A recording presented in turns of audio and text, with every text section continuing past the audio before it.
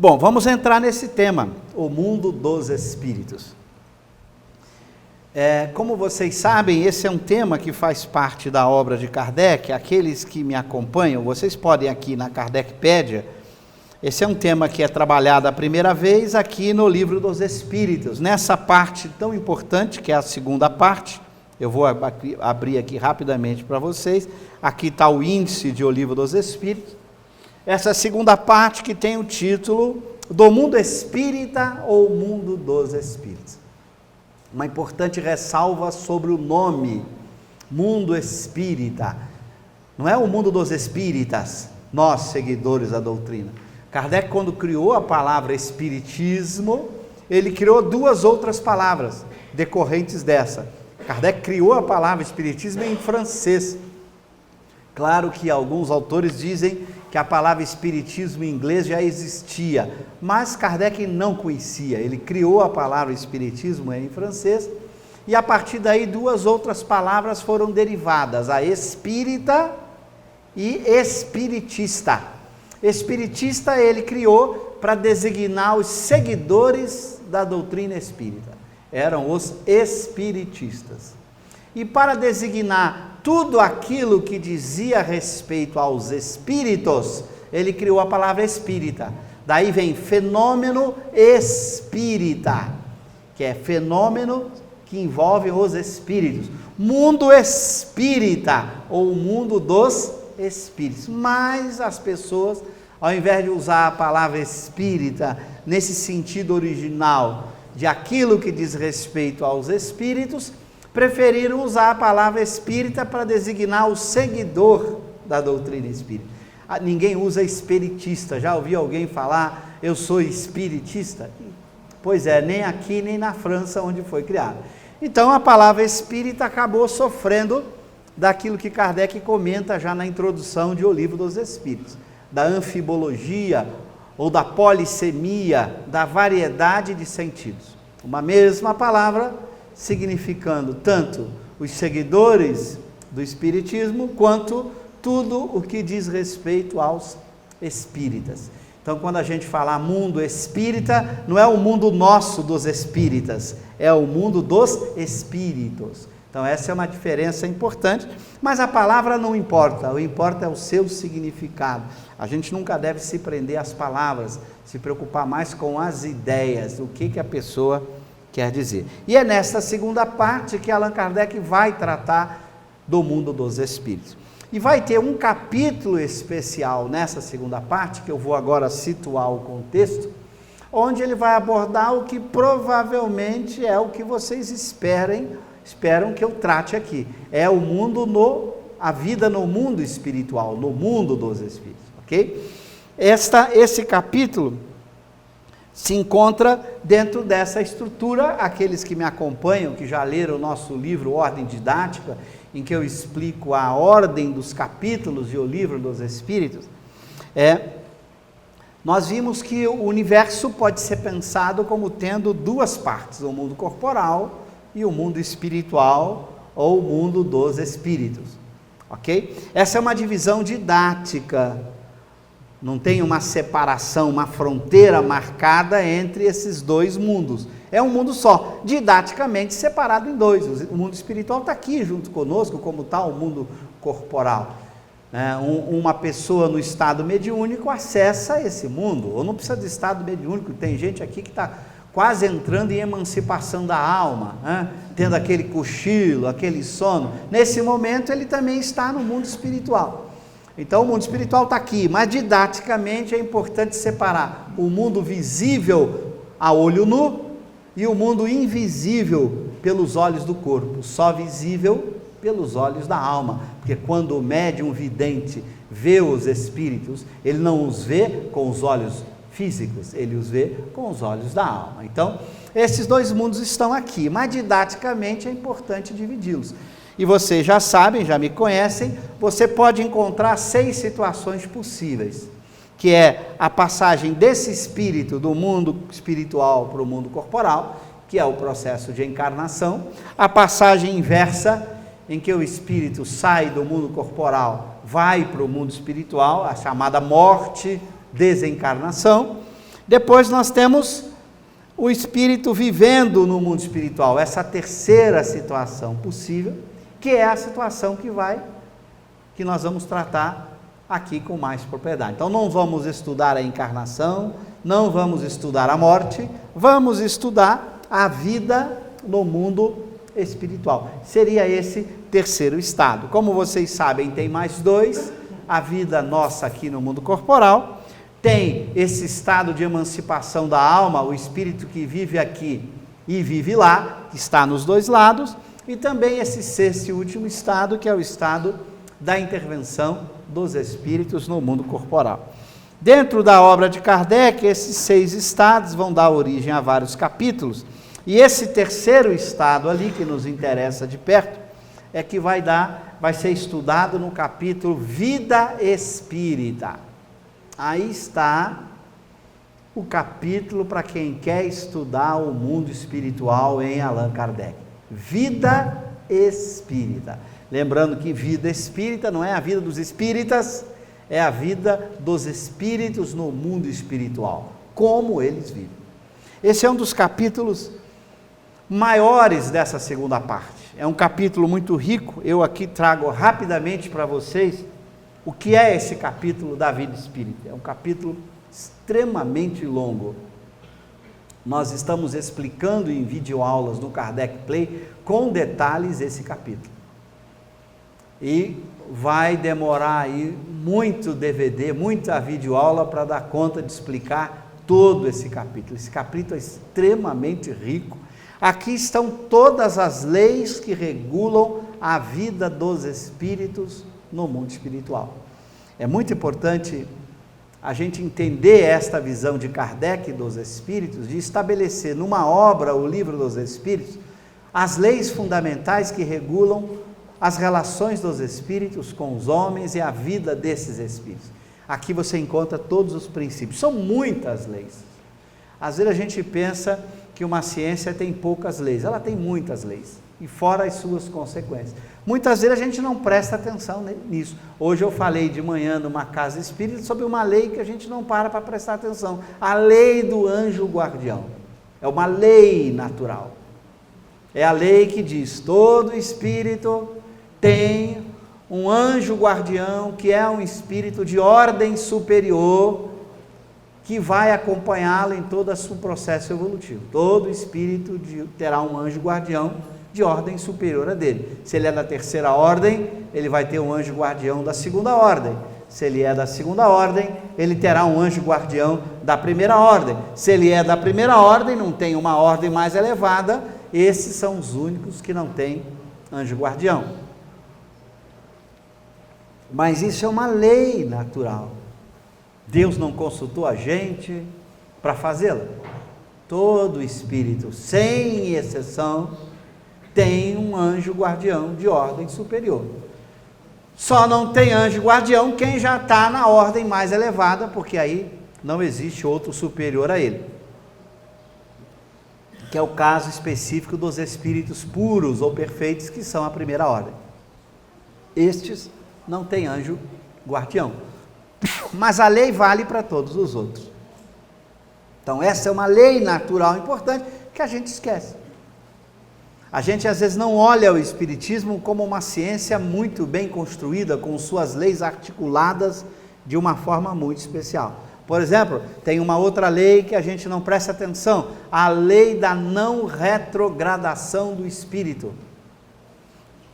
É uma lei natural que diz assim: o espírito nunca regride. O que significa? Nunca ele perde do conhecimento que ele adquiriu, da moralidade que ele conquistou. Então todas as suas conquistas morais ficam com ele para sempre. Então por isso que o espírito não recomeça o tempo todo. Ah, mas eu não lembro mais o que eu aprendi de ciência numa vida anterior. O corpo está bloqueando. Na condição de espírito você lembra. Porque se não lembrasse, seria retrogradação da alma. Bom, então você perdeu o conhecimento que você estudou? Não lembrar é a mesma coisa que perder. Ah, mas você conquistou virtude numa vida anterior. Ah, eu não lembro mais. Você não perde a virtude conquistada. Você não perde todas as conquistas que você realizou. Essa é uma lei importantíssima que a gente esquece. Mas como toda lei, ela tem consequências. Para explicar isso, claro, é na compreensão da lei que a gente pode compreender fenômenos que são derivados dessa lei. Por exemplo, Isaac Newton formulou na sua mecânica a chamada lei de ação-reação na mecânica de Newton. Tem nada a ver com falar em ação e reação na literatura espírita, não tem nada a ver com ação e reação em Newton. A lei de ação e reação em Newton é muito simples, ele diz assim: se um corpo A faz alguma força num corpo B, ele recebe do corpo B a mesma força. Então, por exemplo, eu estou aqui fazendo uma força no chão, porque a terra está me atraindo, me impulsionando para o chão. Eu estou fazendo uma força no chão. O chão está fazendo a mesma força, mas agora em mim. É por isso que eu não afundo. A mesma força que eu faço no chão, o chão faz em mim. Essa é a ação e reação em Newton. Você dá um soco na parede, quanto mais forte você der o soco na parede, mais a sua mão sente a mesma força. Então, se você der um soco de 1 quilograma força, você recebe na mão uma força de 1 quilograma força. Não interessa se uma unidade de medida de física. Se você faz uma força de 10, na parede você recebe na mão uma força de 10. Essa é a lei de ação e reação em Newton. E ela tem consequências incríveis. A gente só anda porque tem essa lei.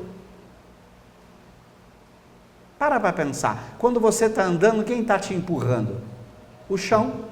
Você, ao andar, força o chão para trás, empurra o chão para trás. Pela terceira lei de Newton, o chão te empurra para frente. Como é que você voa no espaço pela terceira lei de Newton? Você precisa receber um empurrão de alguém. Se você não está próximo a um planeta que possa atrair você, se nenhum planeta pela gravidade está lhe atraindo, como é que você faz para voar? Você precisa empurrar alguém para alguém te empurrar. O que faz um foguete para ser empurrado? Ele empurra o ar para trás. Quando ele empurra o ar para trás, ele recebe a mesma força do ar para frente. O que faz um avião voar? Ele empurra o ar, e é a força que ele faz no ar que ele recebe em si mesmo. É a terceira lei de Newton e suas consequências. Kardec formula esse princípio da não retrogradação da alma, quer dizer, a alma não pode perder o que ela conquistou. Bom, aí vai ter uma consequência gravíssima. A alma não pode ser como o nosso corpo. A alma não pode ser destruída. Olha para um corpo humano. O materialista que acha que pensamento, que memória, que sentimento, que emoções estão no corpo, como é que ele raciocina? Dê uma pancada na cabeça desse cérebro, tira um pedacinho do cérebro, o sujeito perde o conhecimento que ele adquiriu, perde a moral que ele adquiriu. Por quê? Ele acredita que o conhecimento é resultado das reações químicas cerebrais. Se eu destruo a causa, eu destruo o efeito. Se conhecimento, sentimento, emoção é um efeito cuja causa está no cérebro, como é que eu faço para mudar o efeito? Mudo a causa. E eles até afirmam, está vendo como é o cérebro? Arranca um pedaço do cérebro de uma pessoa, e o cientista tem esse cérebro sendo arrancado, ainda mais hoje, assim, aos montes, né, nos acidentes. Uma pessoa sofre um acidente, tem parte do cérebro danificado, e ela perde a fala, perde a memória, não sabe mais fazer as contas matemáticas. Aí o materialista, está vendo, ó, como era o cérebro? Como Kardec responde essa questão? Muito simples, evoca esse indivíduo para você ver se ele não sabe. E Kardec fez várias experiências assim, de pegar jovens que sofreram uma deficiência gigantesca.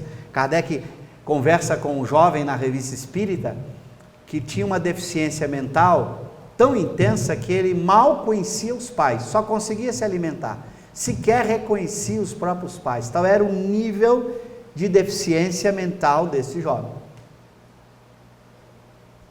Quando Kardec evoca, a partir de um médium, ele conta tudo, até porque estava naquela situação, lembrava de tudo, lembrava da vida passada, contava tudo. Bom, por quê? Porque se há um princípio de não retrogradação como uma lei de Deus para a alma, ou para o espírito, retrogradação não é do corpo, é princípio da não retrogradação da alma, do espírito. O espírito não perde nada. Então ele não pode ter uma matéria destrutível, como é o cérebro. Você não pode chegar lá, arrancar um pedaço do espírito, fazer qualquer coisa, porque estava naquele pedaço armazenado tudo que é o espírito, e aí você arrancou e ele perdeu tudo, ficou ignorante, perdeu a virtude que conquistou. Então, esse princípio tem um impacto sério, tem uma consequência séria, que é o quê? Nós somos super-homens sem criptonita. O espírito é um super-homem sem criptonita, indestrutível. Mas tem mais consequências. Eu não posso botar nada que tenha a ver com conhecimento na matéria, porque toda a matéria é o que os filósofos chamam corruptível. Um péssimo nome para os dias de hoje, né? Mas corruptível em filosofia não é simplesmente o que a gente entende hoje por corrupção política, econômica, não. Corruptível é aquilo que muda, que altera, que sofre transformação na sua natureza física. Toda a matéria degrada, toda a substância material se transforma em outra. Então, o espírito não pode ter uma natureza desse tipo, porque ao mudar, ele perderia possivelmente o que conquistou, a não ser que a cada mudança ele guardasse num outro lugar e a hora que mudar, voltar, como que fazer um backup, o que a gente faz com o computador. Por que recomenda o backup? Você vai guardando as coisas, porque quando aquele computador ali pifar, você pega aquilo e passa para o outro. Bom, aí tem um impacto muito sério esse princípio. Ele tem um impacto simples, eu explico isso, as consequências desse princípio da não retrogradação da alma no meu livro Espírito e Matéria. Uma das primeiras consequências é que não pode ter fenômenos mentais em perispírito. Perispírito não pode ter memória, perispírito não pensa, perispírito não tem moral, não tem nada, é matéria, todo o atributo mental está na alma, porque como o perispírito muda de natureza o tempo inteiro, é matéria, embora uma matéria diferente da que a gente conheça, é uma matéria sutil que se transforma o tempo todo. O espírito é que tem que guardar tudo o que é mental, memória, desejo, sentimento, pensamento, tudo isso é o mundo mental do espírito, tem que estar no espírito, para que ele nunca perca, senão seria um eterno recomeço. O espírito começa, aí perde tudo, tem que recomeçar. Imagina, Deus teria errado, cada vez que você reencarna tem que começar do zero, aprender tudo de novo. Então esse princípio, olha, peguei um princípio, uma lei que tem consequência na natureza física do espírito. O espírito não pode ser corruptível, e você vai estar, não pode ter fenômenos mentais fora do espírito. Você não pode dar um passe numa pessoa, o passe altera as qualidades fluídicas do perispírito, e aí o sujeito perdeu o conhecimento, porque o conhecimento estava no perispírito. Ou tomar um remédio, como vai ser a discussão de Allan Kardec com alguns homeopatas, alguns, que na época de Kardec achava que podia curar a emoção ruim com remédio. Você toma um remédio para ciúme, outro para inveja, outro para mágoa, outro para ódio. Mas claro, se inveja, ciúme e mágoa tivesse no perispírito, toma um remédio, articula e desaparece. Como seria fácil progredir, né? Ou, que é pior, como eu mostro no meu livro, o princípio da não retrogradação da alma não valeria mais. É simples. É fácil mostrar que se você tem um remédio que elimina a inveja, você tem um remédio oposto que causa inveja. Então você pega um espírito bom, dá para ele cai na escala espírita. Ele antes não tinha inveja, ao tomar o passe ou o remédio, ele volta a ter inveja. Retrogradação da alma. Então veja, o princípio da não retrogradação da alma é uma lei espírita fundamental. Tem centenas de leis fundamentais na obra de Kardec. A gente presta atenção naquelas que são as mais destacadas, mas tem que ler a obra com lógica, com razão, e a coerência, a consistência de todos esses princípios entre si, formando um todo científico, filosófico, de dar inveja a qualquer bom filósofo. Como é que eles não confundiram diante de tanta informação e como elas batem? Só para vocês não acharem que eu estou mentindo, e ao mesmo tempo para explicar para vocês a Kardecpédia, vocês poderiam aqui botar algo do tipo: a alma é o pensamento. Vou ver se eu acho essa frase aqui. Aí a gente pega, olha aqui, a frase do espírito Lamennais, em que ele explica bem as diferenças entre alma e espírito. Olha o que diz Lamennais. Olha o que diz o espírito Lamennais, conseguem ler daí? O perispírito pode variar e mudar ao infinito, é matéria. A alma é o pensamento, não muda de natureza física. A mudança que se dá na alma é chamada natureza moral, pensamentos, sentimentos, isso muda. Natureza física, ela, se mudar de natureza física, ela muda a causa. Você não pode chegar lá nos tecidos da alma, nem a palavra tecido a gente deve usar, porque a gente não sabe o que é isso que não muda de natureza. Não há exemplo na natureza de algo indestrutível, a não ser aí a alma. Tudo aquilo que a gente observa e experimenta nas diversas ciências do mundo se destrói. Então não há bomba atômica, por mais poderosa que você possa imaginar, que danificasse a natureza da alma. Nada altera a natureza da alma. Algo que, claro, um cientista materialista se assusta, porque ele está acostumado com a matéria tal como nós conhecemos, e essa matéria sofre mudança o tempo inteiro. Mas esse raciocínio aqui de Lamennais é uma consequência do princípio da não retrogradação da alma. Então, se você vai lendo a obra de Kardec, você vai, está aqui, ó, você vai encontrando essa coerência entre todos os espíritos que produzem na obra. Não há inconsistência. O que diz um lugar bate com o que foi dito em outro lugar. Esse princípio é muito importante, porque se vocês forem me fazer perguntas sobre memória, sobre pensamento, sentimento, dizendo, tal autor disse que isso está no perispírito, eu já estou dando a resposta.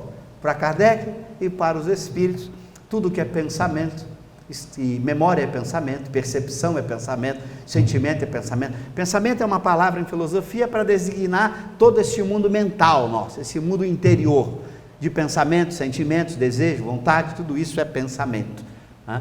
Então, tudo isso está na alma, só está lá. É por isso que o corpo pode bloquear, mas não elimina. É por isso que Kardec pôde conversar com muita gente que tinha um corpo doente, que bloqueava, e por meio de um outro médium, aquele espírito habitava aquele corpo doente, que limitava muita coisa. Quando evocado, encarnado, aquele espírito, ele se manifesta por um médium sadio, ele consegue explicar coisas e dizer coisas que por aquele corpo dele mesmo, ele não conseguia dizer. Está na alma. Ok? Então isso é só um exemplo da importância de, quando você estudar a obra de Kardec, analisar os seus princípios e as suas consequências. E muitas perguntas que as pessoas fazem são fáceis de responder pela análise das leis e suas consequências. Por exemplo, esse princípio me proíbe botar órgãos de percepção no espírito, por exemplo, dizer que o espírito é um cérebro. Bom, se ele tivesse um cérebro no perispírito dele, ele pensasse por meio desse cérebro, não valeria mais o princípio da não retrogradação. Como o perispírito muda a vontade, dê um passe nesse cérebro, muda o cérebro, muda os pensamentos desse espírito, esse espírito poderia regredir. Vamos dar um passe para eliminar a matemática que está registrada no cérebro desse perispírito. Simples assim. Então, a lógica kardeciana é de um bom senso, de uma estrutura extraordinário. Veja, um princípio moral, princípio da não retrogradação da alma, ele é moral porque ele fala de uma propriedade mental, a propriedade nunca perdeu o que aprendeu, nem em conhecimento, nem em moralidade, a gente chama isso de um princípio material, moral, porque ele não trata da matéria do espírito, ele fala da moral, do aspecto de pensamento. Esse princípio, que é um princípio moral, está ligado à natureza física da alma, ele proíbe que a alma tenha partes que possam ser destrutíveis, que possam ser alteradas. Ok?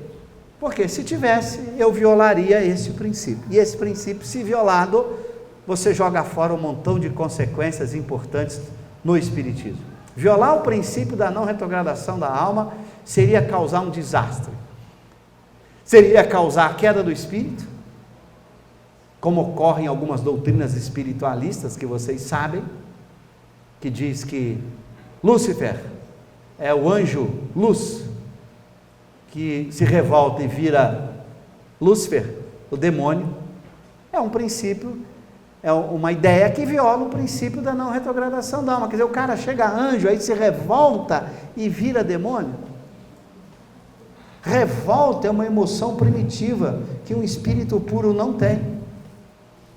Ele abandonou isso já quando virou espírito bom. Então, a coerência do modelo de Allan Kardec e dos espíritos que produziram essas obras com Kardec. A coerência, como se dizer, não há queda do espírito em espiritismo, porque tem um princípio da não retrogradação da alma.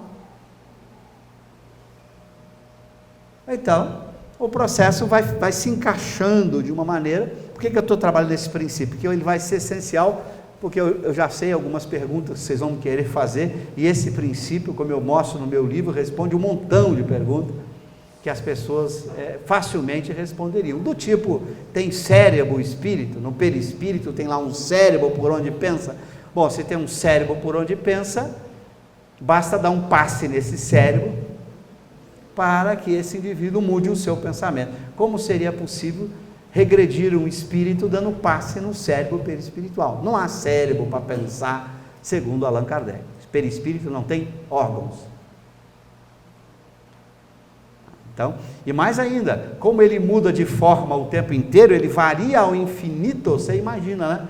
A gente brinca assim, você imagina um espírito que assume a forma humana, muda para a forma animal, ou muda para a forma inanimada, porque a forma é um reflexo da mente. Ao mudar para uma forma inanimada que não tem cabeça, coitado, ele não consegue voltar, porque se ele pensava pelo cérebro na forma humana, ele mudou para a forma inanimada que não tem mais o cérebro, ele não consegue pensar para voltar para outra forma.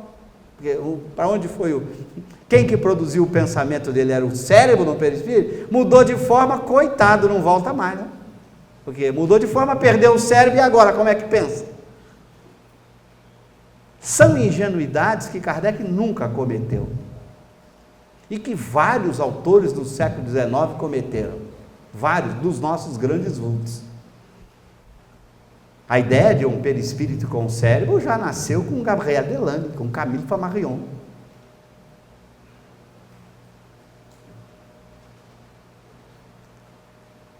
Kardec já pensava totalmente diferente. Para ele, na sua obra, vale o princípio da não retrogradação da alma. Ah, mas aí eu sei menos do que a alma, como é que a alma pensa? Não sei. Claro que ao colocar todo o pensamento e emoção numa alma sem cérebro, eu não sei como é que se dá o processo de pensamento, não sei mesmo, eu só sei que a alma pensa.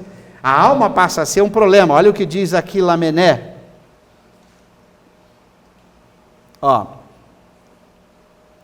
O perispírito pode variar e mudar, enfim, a alma é o pensamento, não muda de natureza. Não vades mais longe por este lado. Trata-se de um ponto que não pode ser explicado. Supondes que, como vós também eu não perquiro, vós pesquisai o perispírito, nós outros agora pesquisamos a alma, esperai, pois. O que ele está dizendo? Porque é impossível para a gente tentar compreender uma natureza indestrutível, porque toda a percepção nossa se dá por meio da matéria. Então nós temos limitações de compreensão própria do homem, que a gente não, então por isso que ele fala, não vades além, que a gente vai ficar inventando loucura. Como é que a alma pensa se ela não tem um cérebro com neurônio para pensar? Não sei, só sei que ela pensa. Uma boa ciência tem mais perguntas que ela não responde do que ela responde. Quem responde tudo não é ciência, são doutrinas místicas. Para cada pergunta que você faz, tem sempre uma resposta. Se você perguntar, como Deus fez a alma? Sei lá, fazendo, né? Como a alma pensa? Pensando, né? Se eu tentar inventar uma resposta, eu já não estou mais fazendo ciência. Eu estou fazendo doutrinas místicas que inventam resposta maluca para tudo. Cada um inventa o que quiser. O Espiritismo não. Como uma boa ciência, uma boa filosofia, ele sabe até onde vai. Não sei. Essa frase, não vades além, não sei. Não é possível saber, está o tempo inteiro na obra de Kardec. Tem gente que às vezes manda um e-mail bravo. Como não posso saber? Eu falo, é verdade, não pode. Aliás, se você perguntar para um físico por que o átomo de hidrogênio tem aquela estrutura, ele vai dizer, não sei. Por que a gravitação universal é uma fórmula proposta por Isaac Newton, que é a divisão pelo quadrado da distância, também ele não sabe, ele só sabe que aquela fórmula dá certo. Ah, por que a fórmula é? Não sei, mas é. Uma boa ciência tem muitas perguntas que ela não responde. Então ela fala daquilo que ela sabe, ela não inventa respostas quando ela não tem segurança na hora em que a pergunta é formulada. Então é preferível andar devagar, mas firme e constante. É preferível dizer não sei do que você inventar doutrinas e doutrinas que explicam tudo e que violam a lógica, violam o bom senso. Está disposto a pagar o preço de violar o princípio da não retrogradação da alma? É dizer para Deus, Senhor, o Senhor errou, hein? Fez uma alma que regride, volta de novo, progride, regride, não sai disso, vai ficar a vida inteira, até quando? Porque ela cai e começa de novo, então?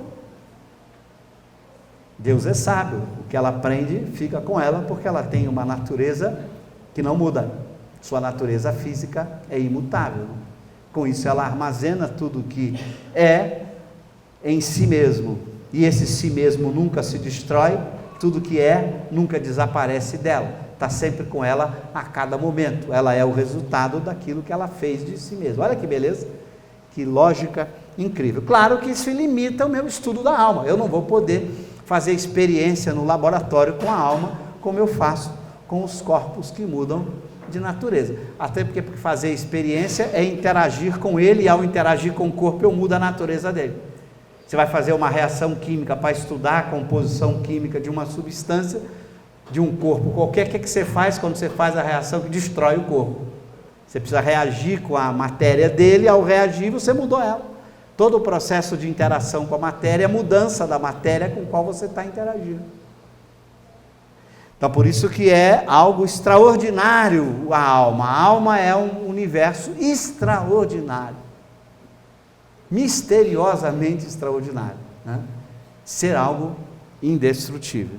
Mas esse é um princípio fundamental que está neste mundo espírito ou mundo espírito, nessa segunda parte. Kardec o formula ali. Queria só dar uma ideia para vocês, e agora eu volto. Olha a estrutura desse capítulo da vida espírita, que é o capítulo do mundo, do espírito vivendo no mundo espiritual. Lá, como é que ele vive neste mundo? O primeiro item trata dos espíritos errantes, em que Kardec introduz o conceito de erraticidade. O que é erraticidade? É um certo estado da alma, uma situação. E Kardec propõe que a alma pode estar em 3 estados: o estado de encarnado, nós aqui, o estado de errante, o segundo estado, e o estado de puro, de pureza. Então você tem um espírito encarnado, um espírito errante ou um espírito puro. Então daí você já conclui o que é o espírito errante. É todo aquele que não é encarnado nem puro. Lógica simples. Não está encarnado e não é puro, é errante. Só tem uma situação possível do espírito estar em 2 estados possíveis. Qual é? Ser espírito puro e encarnado. Jesus, quando esteve na terra, estava nos 2 estados, de espírito puro e encarnado. Essa é a única exceção de um espírito poder estar em 2 estados ao mesmo tempo. Se ele está encarnado e não é puro, ele é encarnado, não é errante. O errante é o desencarnado, fora do corpo físico, mas que ainda não se tornou espírito puro. puro. Curioso que Kardec apresenta 2 significados para a palavra errante. Esse que eu acabei de dar, que foi o que pegou, e um outro que não pegou, porque só está nessa errata de 1861 que eu citei aqui. Como não está no livro de 60, que ninguém traduziu, só ficou essa ideia. Mas você vai ler a Revista Espírita e você vai achar algo curioso, quando Kardec vai analisar um texto do Espírito George, em que George fala dos espíritos errantes, que não sabem o que quer, que estão vagando pelo espaço. E aí você lê e fala, peraí, mas o espírito bom da escala espírita, o espírito superior da escala espírita, ele sabe o que quer, ele não fica vagando. Como é que ele é errante? É que Jorge está usando a palavra num outro sentido, que Kardec vai explicar nessa errata. Existem 2 sentidos. O sentido que eu dei é errante todo aquele desencarnado que não é puro, portanto tem espíritos errantes de todos os graus hierárquicos, com exceção do puro. Então tem espírito errante da 2ª ordem, superior, sem problema. Mas Kardec fala um outro sentido que tem a ver com a palavra errante, de errar. É andar de forma vaga, estar perdido, não saber para onde vai, de que maneira está. Nesse sentido errante, nem todo espírito desencarnado é errante. Porque muitos desencarnados sabem muito bem o que tem que fazer, para onde vão, etc, etc. Então esse segundo sentido também aparece. E tem espírito que às vezes usa nesse segundo sentido, aí você acha que ele está entrando em choque. A gente tem que ler os sentidos de acordo com o contexto.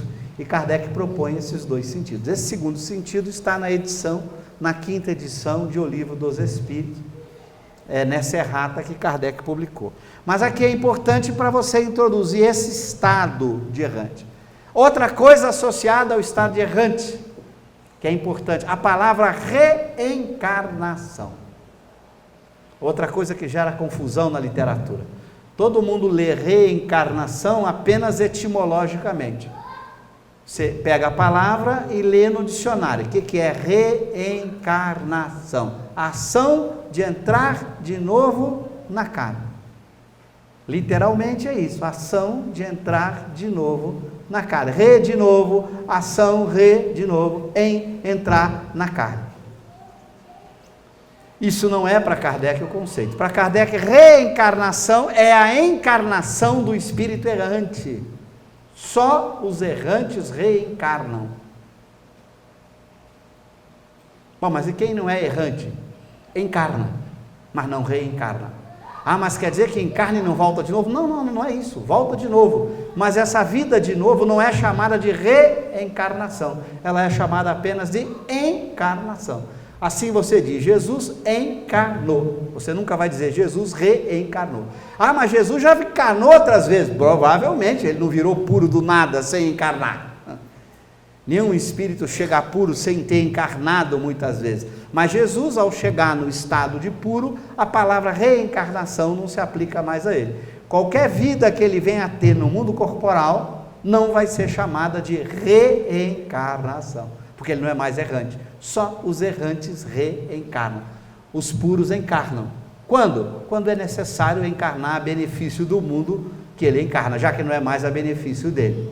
Ele não precisa da encarnação para progredir, já chegou no topo. Ele só encarna a benefício do planeta, não a benefício de si próprio. Quando se dá isso, só Deus sabe, né? Quem somos nós para saber quando um puro deve ou não encarnar?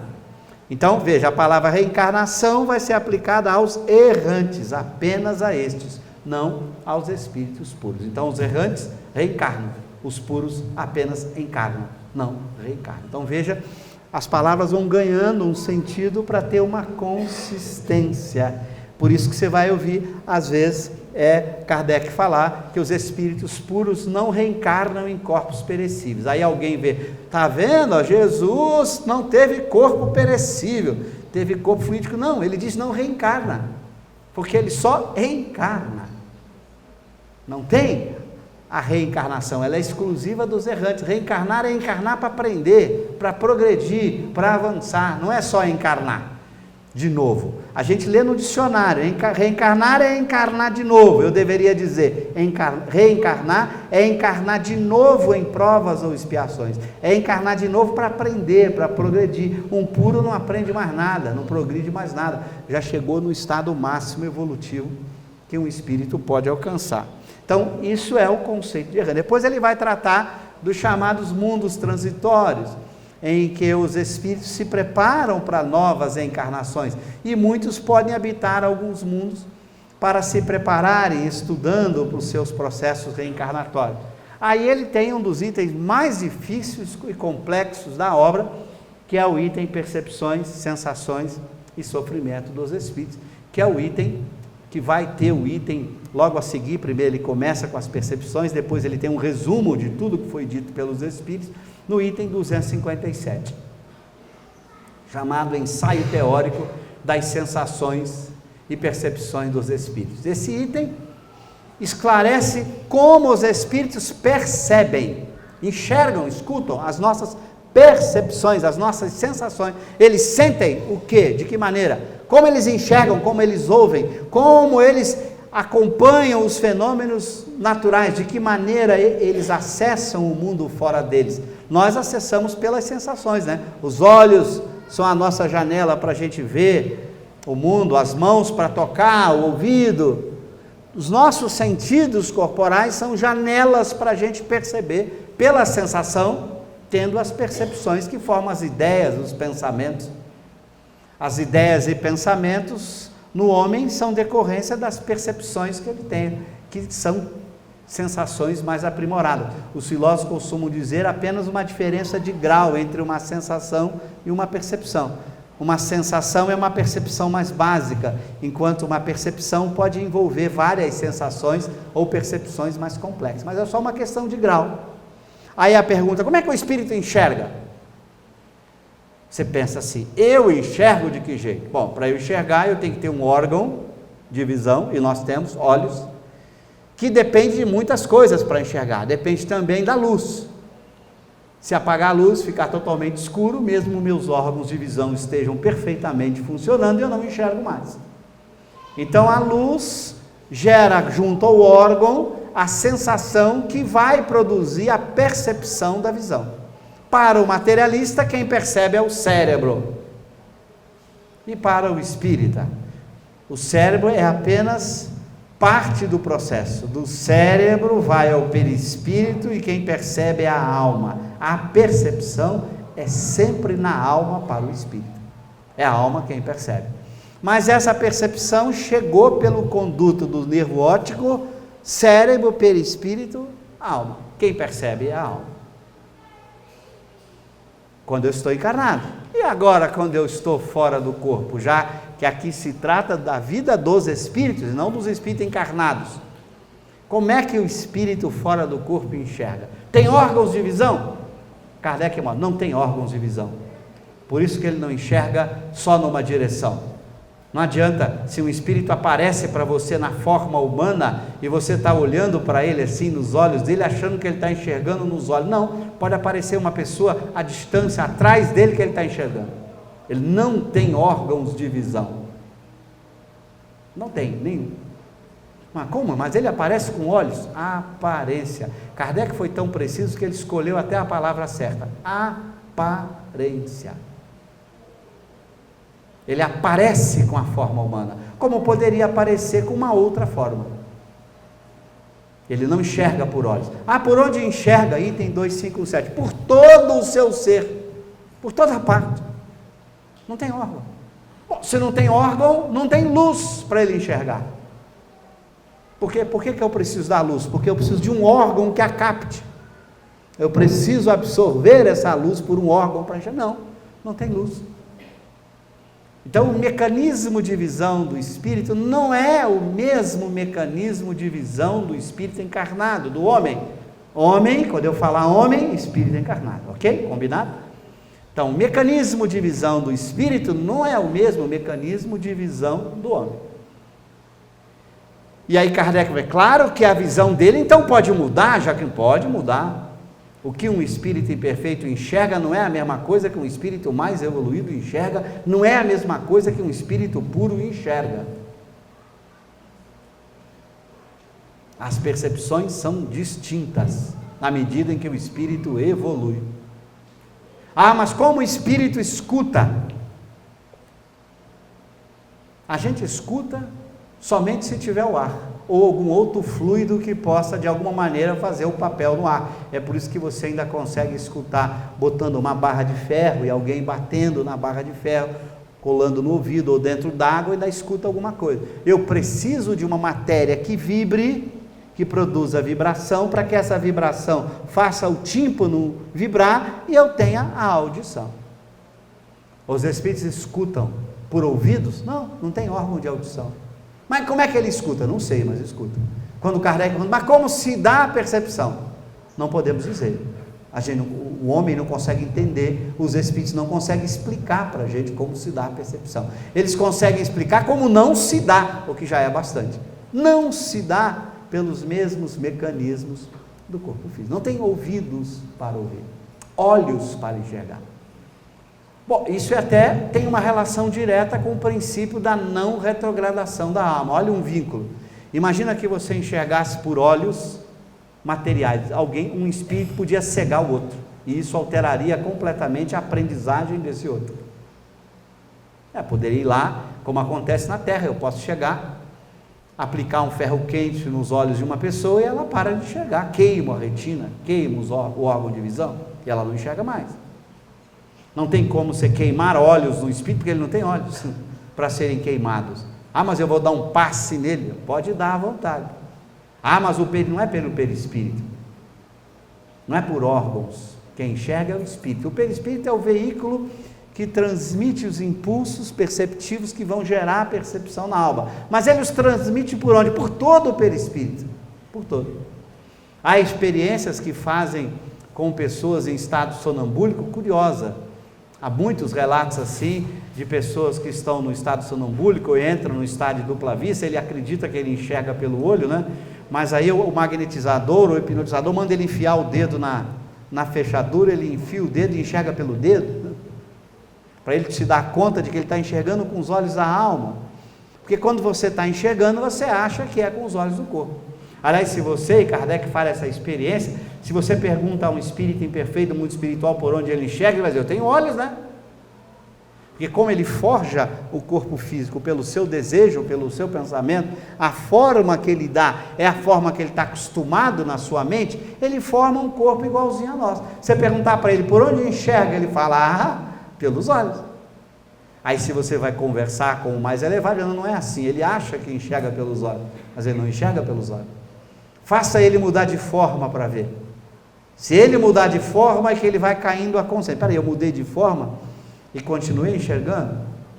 Então, as percepções é um dos itens mais difíceis desse capítulo, porque é muito diferente do que a gente está acostumado com o corpo físico. O nosso corpo físico procede de um jeito, nós temos órgãos de sensações. O espírito não tem órgãos de sensações. Então, sua maneira de perceber a natureza, o mundo fora dele, não é a mesma maneira que a nossa. Está aí nesse item. Então, veja, tudo faz toda a ligação. Depois, esse item, ensaio teórico da sensação dos espíritos, é o item que eu estou falando, o 257. Chego em casa, estudo em grupo. Entram na Kardecpédia 257 do Livro dos Espíritos e vocês vão ver lá os outros artigos da Revista Espírita e de outras obras que estão ligados nesse item, para você ver Kardec e os Espíritos tratando disso o tempo inteiro. E ele sempre, numa comunicação, ele volta ao assunto. Há várias comunicações na revista que ele está conversando com um espírito sobre um assunto, daqui a pouco ele pergunta sobre a percepção.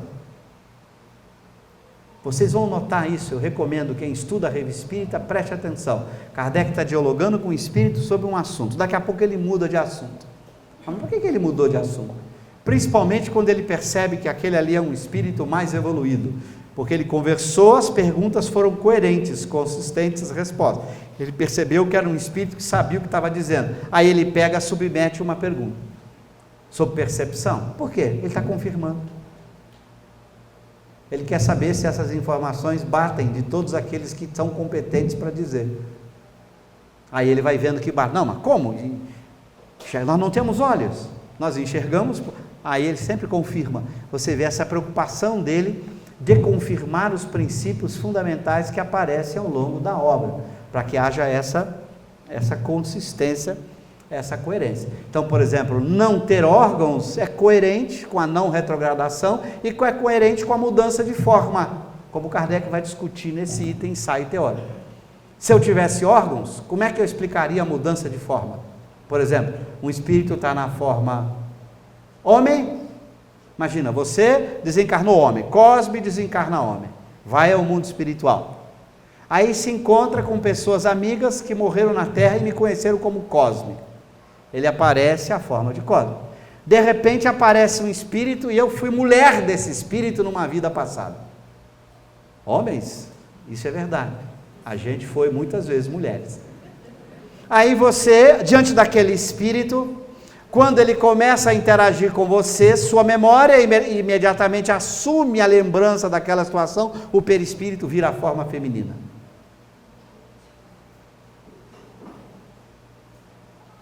Muda de forma. E os órgãos das mulheres não são todos iguais aos dos homens. A mesma coisa, se o espírito quiser assumir a forma de um animal, ele assume. Para onde vai os órgãos? Se ele quiser assumir a forma inanimada, que não tenha nem forma de órgãos, para onde vão os órgãos? Não tem órgão para ir para lugar nenhum, é mudança de forma. A resposta é simples, não tem órgão. Ele já havia dito, é só a consequência lógica de não ter órgão. Se não tem órgão, pode mudar de forma. Se não tem órgão, não enxerga por órgãos. Por que não enxerga por órgão? Porque não tem órgão. A gente não faz as inferências lógicas assim. Se não tem órgão, não enxerga por órgãos. Você vai me perguntar, mas por onde ele não enxerga por órgão? Não tem órgão. Então, dessa lei não ter órgão, você deduz tudo. Você nem precisa continuar perguntando.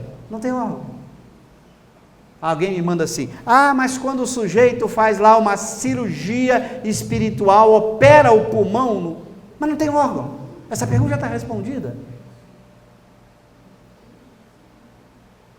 A pergunta já está respondida. Mas não operou o coração no perispírito? Não tem órgão. Como é que vai operar o coração? Pode operar o coração físico.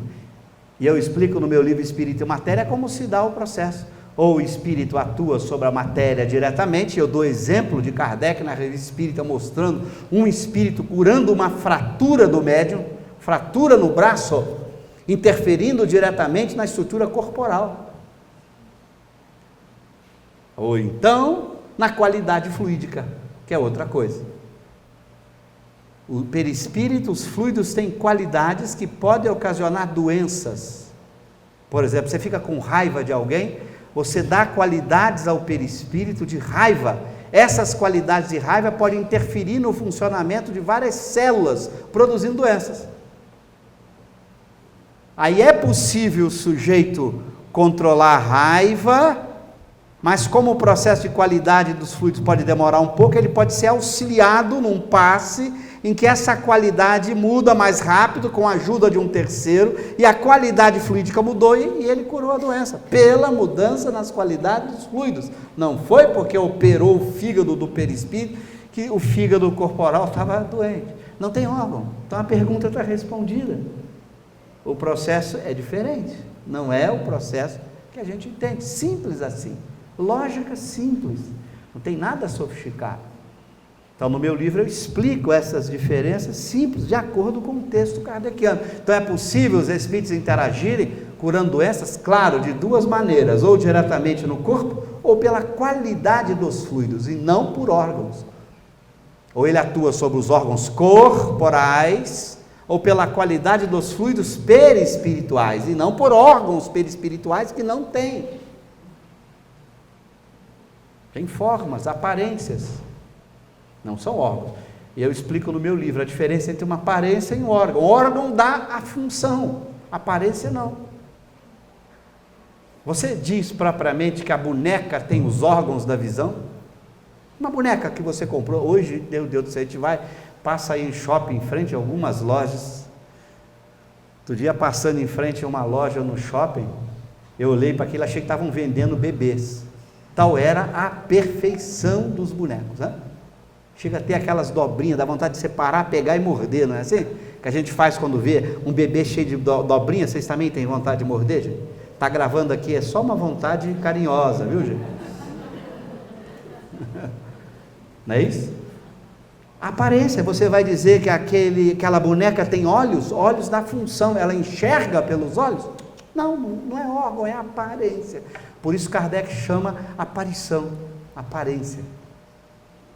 Não são órgãos, são aparências. Órgãos dariam a função. Se tivesse olhos, enxergaria por eles. Se tivesse ouvidos, ouviria por eles. Se tivesse pulmão, respiraria por eles. Se não tem órgãos, qual a dedução que você tem? Não tem desgaste. Aí tem gente que me manda assim: lá no livro dos Espíritos diz que o Espírito não descansa, não se cansa, não precisa repor. Claro, o que descansa? São órgãos. Se eu não tenho órgãos, eu vou cansar de quê? Quem cansa são os órgãos. Não tem órgão. O pulmão trabalhou demais, o braço trabalhou demais, o coração. Não tem coração, não tem braço, não tem pulmão. É por isso que você custa para entender o capítulo do livro dos Médiuns sobre a explicação da ação dos espíritos sobre a matéria. Porque como é que um espírito move algum objeto? Como é que as teclas de um piano balançam e tocam canção? O que Kardec vai discutir? Bom, a primeira impressão qual foi? Óbvia. Inclusive você viu as mãos do espírito batendo nas teclas. Aí o que Kardec vai propor? Bom, deve ser mãos, né? E os espíritos? Não. Já haviam dito que não tem órgão. Então como é que eles levantam essa garrafa? Pensamento e fluidos. Eles envolvem essa garrafa com os fluidos emitidos pelo médium mais combinado com um deles, e pela vontade a garrafa move. O espírito pode estar aqui movendo a garrafa lá embaixo. Não tem um braço dele que ele vai lá e pega a garrafa. E mesmo aqui, por que alguns aparecem com as mãos? Porque esses espíritos imperfeitos acham que estão tocando com os dedos. Como eles não conhecem o processo, eles acham que estão tocando com os dedos. Na verdade, eles combinam intuitivamente o fluido dele com o do médium, pensa que está tocando e a tecla do piano abaixa ou sobe.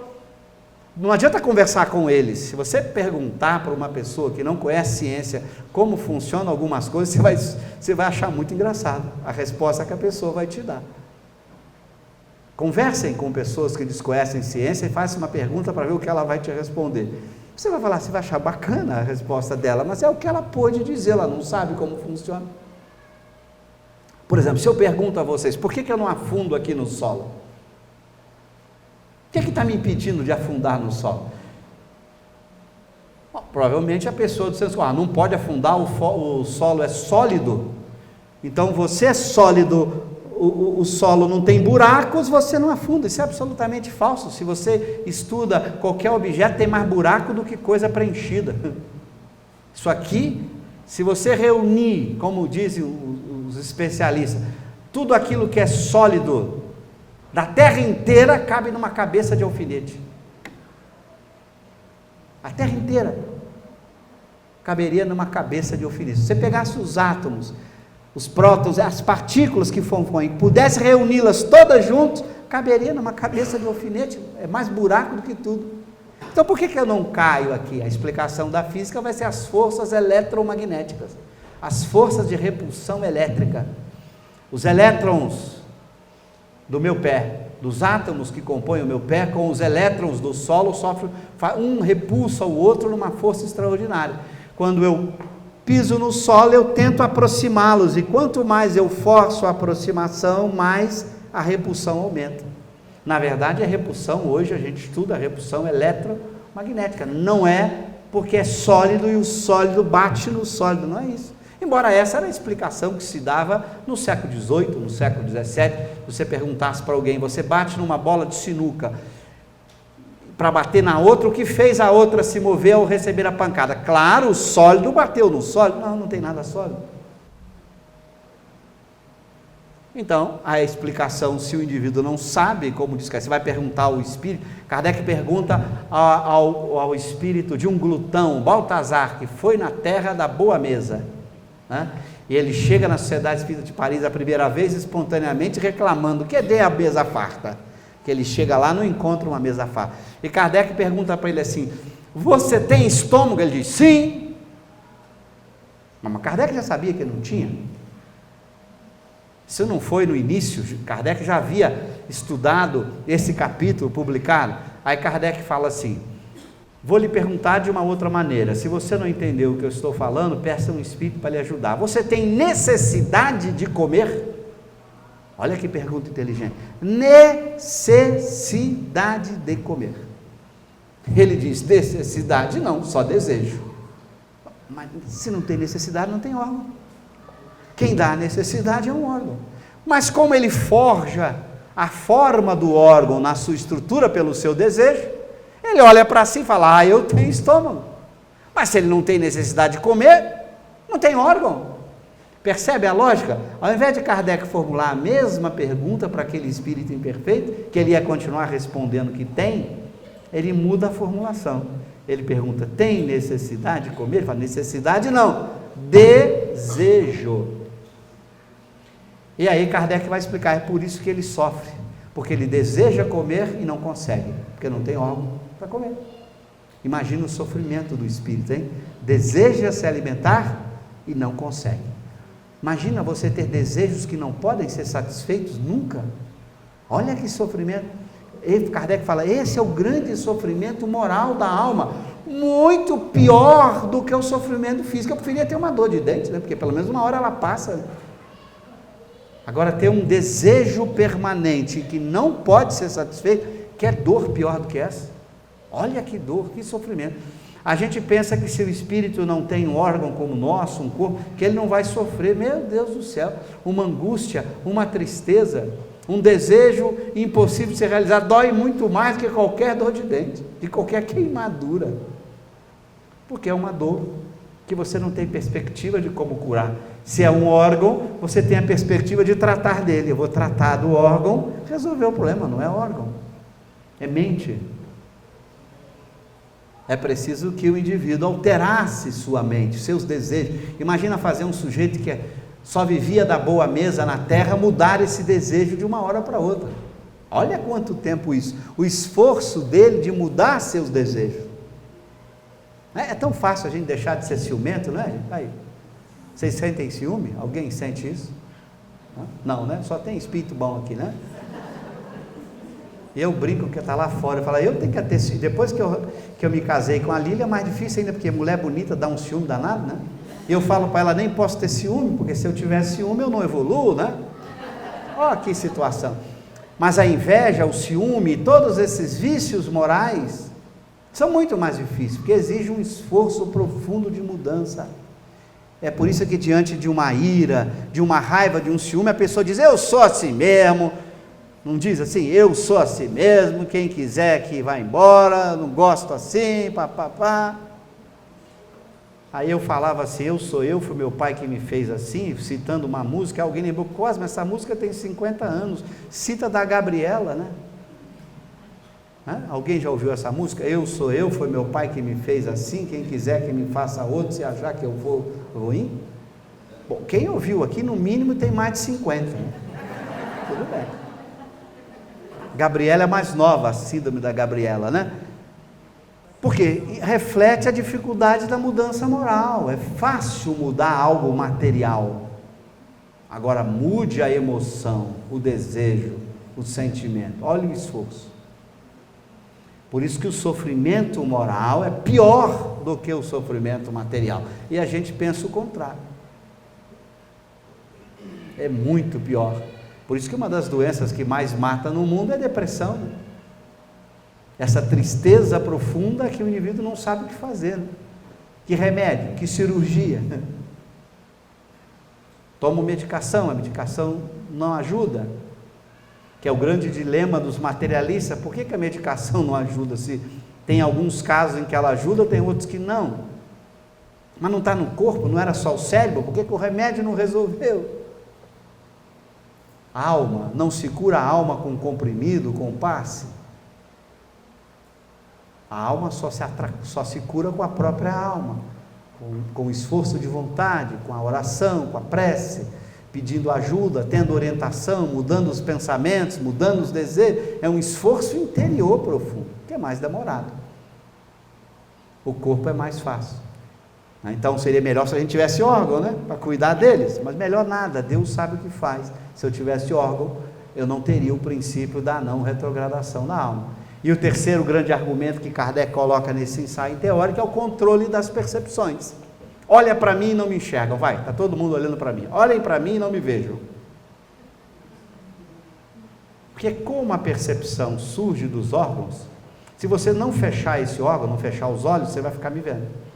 O espírito enxerga o que ele quer, porque a percepção não tem órgãos, ele controla. Por isso que Kardec vai dizer do controle das percepções por parte dos espíritos, que escutam o que quer, que veem o que quer, porque não tem órgãos, para que você tenha que ser obrigado a ver por aqueles órgãos que determinam a percepção. Então Kardec dá 3 grandes argumentos contra órgãos que eu discuto no meu livro. A questão do controle das percepções, da mudança de forma e do princípio da não retrogradação da alma. Tudo isso coerente, mostrando a coerência do pensamento kardeciano. Kardec percebeu algo muito importante, que quando você vai daqui para lá, ou seja, quando você sai do mundo corporal e vai para o mundo espiritual, você vai passar por 2 fases importantes. É diferente de quando você já está lá como espírito há um bom tempo. Quando você vai ao mundo espiritual, você tem 2 fases. A primeira fase é a chamada de passagem, que surge junto com a perturbação espiritual. Depois que você sai dessa passagem, é que você retoma a vida normal de espírito livre. Então essa é uma diferença muito importante. Quando você vai conversar com um espírito, e Kardec faz isso, você tem que saber se ele está na passagem, ou seja, é um espírito que desencarnou recentemente, está na passagem, ou se ele já é espírito livre, porque as percepções e faculdades são diferentes nessas 2 fases. Então, por exemplo, durante a passagem, por estar sofrendo uma maior influência ainda da matéria, o espírito não tem as mesmas percepções, nem as mesmas memórias que terá após a passagem. Então você pode conversar sobre um espírito e perguntar para ele assim: você lembra o que foi numa vida terrena? Ele dizer: não lembro. Você lembra como você viveu sua vida passada? Não lembro. E após a passagem você faz a mesma pergunta e ele lembra. Então há um período de passamento ou passagem, que para Kardec pode durar de algumas horas a anos, varia de espírito para espírito, e há um capítulo no Céu e Inferno chamado A Passagem ou o Passamento, depende do tradutor, que explica bem isso. Em média, na Revista Espírita há um comentário curioso de Kardec. Em média, para uma pessoa normal, supondo que a gente entenda mais ou menos o que é normal, quer dizer, não é não tão perturbado, desequilibrado, nem tanto evoluído, a maioria talvez de nós, que somos bem intencionados, esta passagem dura em média 8 dias. Em média. Tem uns que pode demorar. Kardec, a passagem foi praticamente instantânea. Morreu e já assumiu a condição de espírito livre. Quando o espírito é muito evoluído, a passagem é curta. Quando ele é muito apegado à matéria, e dependendo do tipo de morte, o apego à matéria combinado com o tipo de morte, pode fazer a passagem ser mais longa. Então, se ele morre de um acidente, em plena vitalidade, onde as paixões ainda são muito fortes, e ele é mais apegado à matéria, esse processo de libertar-se da influência pode demorar mais, e a sua perturbação espiritual ser muito grande. Há um relato na Revista Espírita de um tio da senhora Delane, esposa de Alexandre Delane. Tanto Alexandre Delane quanto a mulher eram médiuns que atuavam tanto no grupo Delane que todos eles tinham os grupos familiares, além de atuar na Sociedade Espírita de Paris, eles atuavam num grupo familiar que era chamado Grupo Delane. A esposa de Delane era médium, e há relatos na Revista Espírita de Kardec coloca de um diálogo dela com um tio dela que já estava desencarnado há muitos anos. E ele ainda estava na passagem, na perturbação espiritual. Ele, por exemplo, não enxergava outros espíritos, então ele sequer sabia que estava morto, porque ele não enxergava outros espíritos mortos, parentes dele. E ele achava estranho que ele se dirigia às pessoas e as pessoas não respondiam. Ele achava que estava vivo. Quando, a partir dos diálogos, ele vai saindo daquele estado de passagem, em que ele começa a penetrar na condição de espírito livre, ele enxerga outros espíritos, outros parentes desencarnados, aí ele se dá conta que está morto. Então, dependendo do processo, do estado em que se consta, tem que tomar muito cuidado no diálogo ou no relato do espírito. Ele está relatando porque ele está na passagem, ou ele está relatando após passagem, porque as percepções, as memórias são outras. Então, durante a passagem, você não reassume a sua condição de espírito livre. Após a passagem, você lembra de tudo. Tudo o que você foi, todas as vidas que você existiu. Porque senão seria retrogradação de novo. Você não lembra do que aprendeu, do que viveu? Claro que lembra. Mas durante o processo de perturbação espiritual, esse processo que pode ser longo, você não lembra. Você vai reassumindo aos poucos a memória do passado. Quando esse processo passa, você reassumiu, daqui a pouco você reassumiu sua condição de espírito livre, você lembra de todas as existências. Por uma razão muito simples, no próprio título aqui, se você vê a ordem, aquele quinto item, escolha de provas, Kardec fala, é o espírito que escolhe suas provas.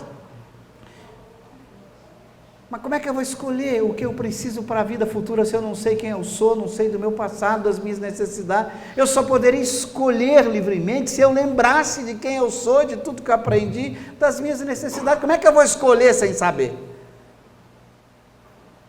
É tudo de uma lógica simples. Como eu lembro de tudo que eu fui, eu sei escolher o que eu preciso adiante. E eu tenho umas orientações, entendo essas orientações. Ah, o Espírito, está vendo? Ó, você fez aquilo com aquelas pessoas, você tem aquele problema para resolver. É mesmo, eu preciso. Agora, se eu não lembrasse. E Kardec vai discutir na Revista Espírita um tema curiosíssimo que a gente pouco presta atenção. Ele discute uma tese interessante. A partir de uma pergunta: será que um espírito poderia achar estranho a vida no mundo espiritual depois que ele morre? Para pensar. Onde vocês foram ontem à noite? Entre meia-noite e 5 da manhã, ou entre 2 da manhã e 4 da manhã, para eu não errar. Onde vocês estavam? Onde vocês estavam? Mundo espiritual. Onde vocês estão todas as noites? Onde estão? Onde vocês estavam antes de vir para cá? Você conhece mais o mundo espiritual que o corporal. É o mundo primitivo que você vem há milhões de anos de lá. Há milhões de anos. Mais ainda, você vai ler, a vida na erraticidade é muito mais longa do que a vida corporal. Você passa 80 anos aqui e 1000 anos desencarnado, 2000 anos desencarnado para voltar. O que você conhece mais, aqui ou lá? E você pode morrer e achar estranho? Ó. Todas as noites você está lá. Kardec responde essa pergunta. Só tem dois fatos, 2 momentos que você pode ter estranheza. Só em 2 situações a estranheza pode acontecer. Primeira situação, durante a passagem. Durante a passagem, como você não reassume nem sua memória, nem as suas percepções, você não sabe bem onde está. Você ainda está ali meio surpreso. Então, logo após a morte, esse estado de estranheza é explicável. Você ainda não recuperou sua memória, suas lembranças, você não está enxergando tudo ainda claro, você não está vendo todos os espíritos que estão no seu nível evolutivo. Então, durante a passagem de Kardec, pode haver estranheza. Pós-passagem, não faz sentido, seria retrogradar. Imagina, ou então nós seríamos, sei lá, alguma coisa, uma doença maluca, né? Tu fica milhares de anos, a maior parte do tempo no mundo espiritual volta para lá. Vai aprender tudo de novo, não sabe nem como é que funciona aquilo. Você viveu milhares de anos lá e esqueceu tudo. Então Kardec fala, durante a passagem é possível estranheza. E a segunda situação, que é notável, essa é mais nova ainda, mais curiosa, quando você salta na hierarquia espírita. Saia da terceira ordem, vai para a segunda ordem. Na terceira ordem, você tem emoções ruins. Na segunda ordem, nenhuma emoção ruim. Por isso que você já deve ter me ouvido falar várias vezes. Acho que eu já falei aqui, para saber se está na terceira ou segunda ordem, basta perguntar se tem emoção ruim de vez em quando. Se tem, é terceira ordem. Agora imagina que você esteja vivendo a vida derradeira de últimas provas. E Kardec dá exemplo na viúva Foulon, em Sanson, na Sociedade Espírita de Paris, na viúva Foulon. Imagina, aquela vida última na terra ali, é a vida de salto, as provas finais do espírito, e ele vence, como descreve a viúva Foulon. Desculpa, quando Kardec a evoca, desculpa por demorar para atendê-la, ela demorou 3 dias para vir conversar com ele, eu estava deslumbrada com as maravilhas do mundo espiritual. Mas por quê? Porque ao mudar de escala espírita, as percepções perispirituais mudam radicalmente. Imagina que eu pegasse vocês agora, estalasse os dedos e todos vocês passassem a enxergar 1 milhão de vezes mais do que enxergam agora. Seria um desastre. Coitado da relação marido-mulher. Tu não beijaria a sua mulher ou o seu marido nunca, porque ao olhar para o rosto dele você veria bichos horríveis no rosto. Você não comeria um queijo nem sob tortura. Você não cumprimentaria uma pessoa. Olha como seria estranho para você o mundo. Se você eu botei 1 milhão de vezes, não precisa nem tudo isso. Se você aumentar demais a sua capacidade perceptiva, a estranheza é natural. Quando o espírito muda de escala, o perispírito fica mudando de qualidade, passa a ter uma qualidade tão sutil que ele enxerga coisas que ele nunca viu antes. Aí a estranheza, que é o que ela fala. Eu não sabia que era tudo isso. Quer dizer, você começa a enxergar um plano, uma dimensão superior, que não era a dimensão que você convivia antes por milhares de anos. Aí sim, tem estranheza. É lógica simples. Agora, fora desses 2 casos, você voltar para o mesmo lugar de onde você saiu, você pode achar estranho? Não faz sentido. Durante a perturbação, se perdeu a memória, se a percepção está bloqueada, faz sentido ter estranheza. E se mudar na escala espírita. Agora, continua imperfeito, do mesmo jeito, volta para o mesmo grupo de gente, vai ter estranheza? Que estranheza? Você já saiu de lá toda noite, está com os mesmos espíritos, vivendo do mesmo jeito, na fofoca, no ciúme, na inveja, volta para lá, vai achar alguma coisa estranha, você está lá toda noite, não tem estranheza nenhuma. Então, isso é mostrando a importância dessas 2 fases, a fase de perturbação, em que a estranheza possa acontecer, e a vida de espírito livre, em que ele lembra do que foi. Por isso ele pode escolher. Ele sabe das vidas que ele viveu antes, quem ele prejudicou, as suas necessidades de reparação, e ele vem e escolhe. Por isso, escolha de provas é uma das outras leis do espiritismo. É uma lei. A prova é escolhida pelo espírito. É você que escolhe. Por isso que você não tem o direito do queixume, da reclamação. Chegar aqui e dizer, ai Senhor, não aguento esse país, não aguento, você escolheu.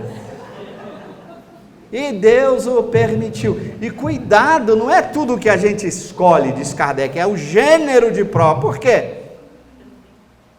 Olha por que tem que ser o gênero e não o detalhe. Você não pode escolher, e dependeria só da sua escolha, a mãe ou o pai, porque essa escolha implica a escolha deles, né? Ok?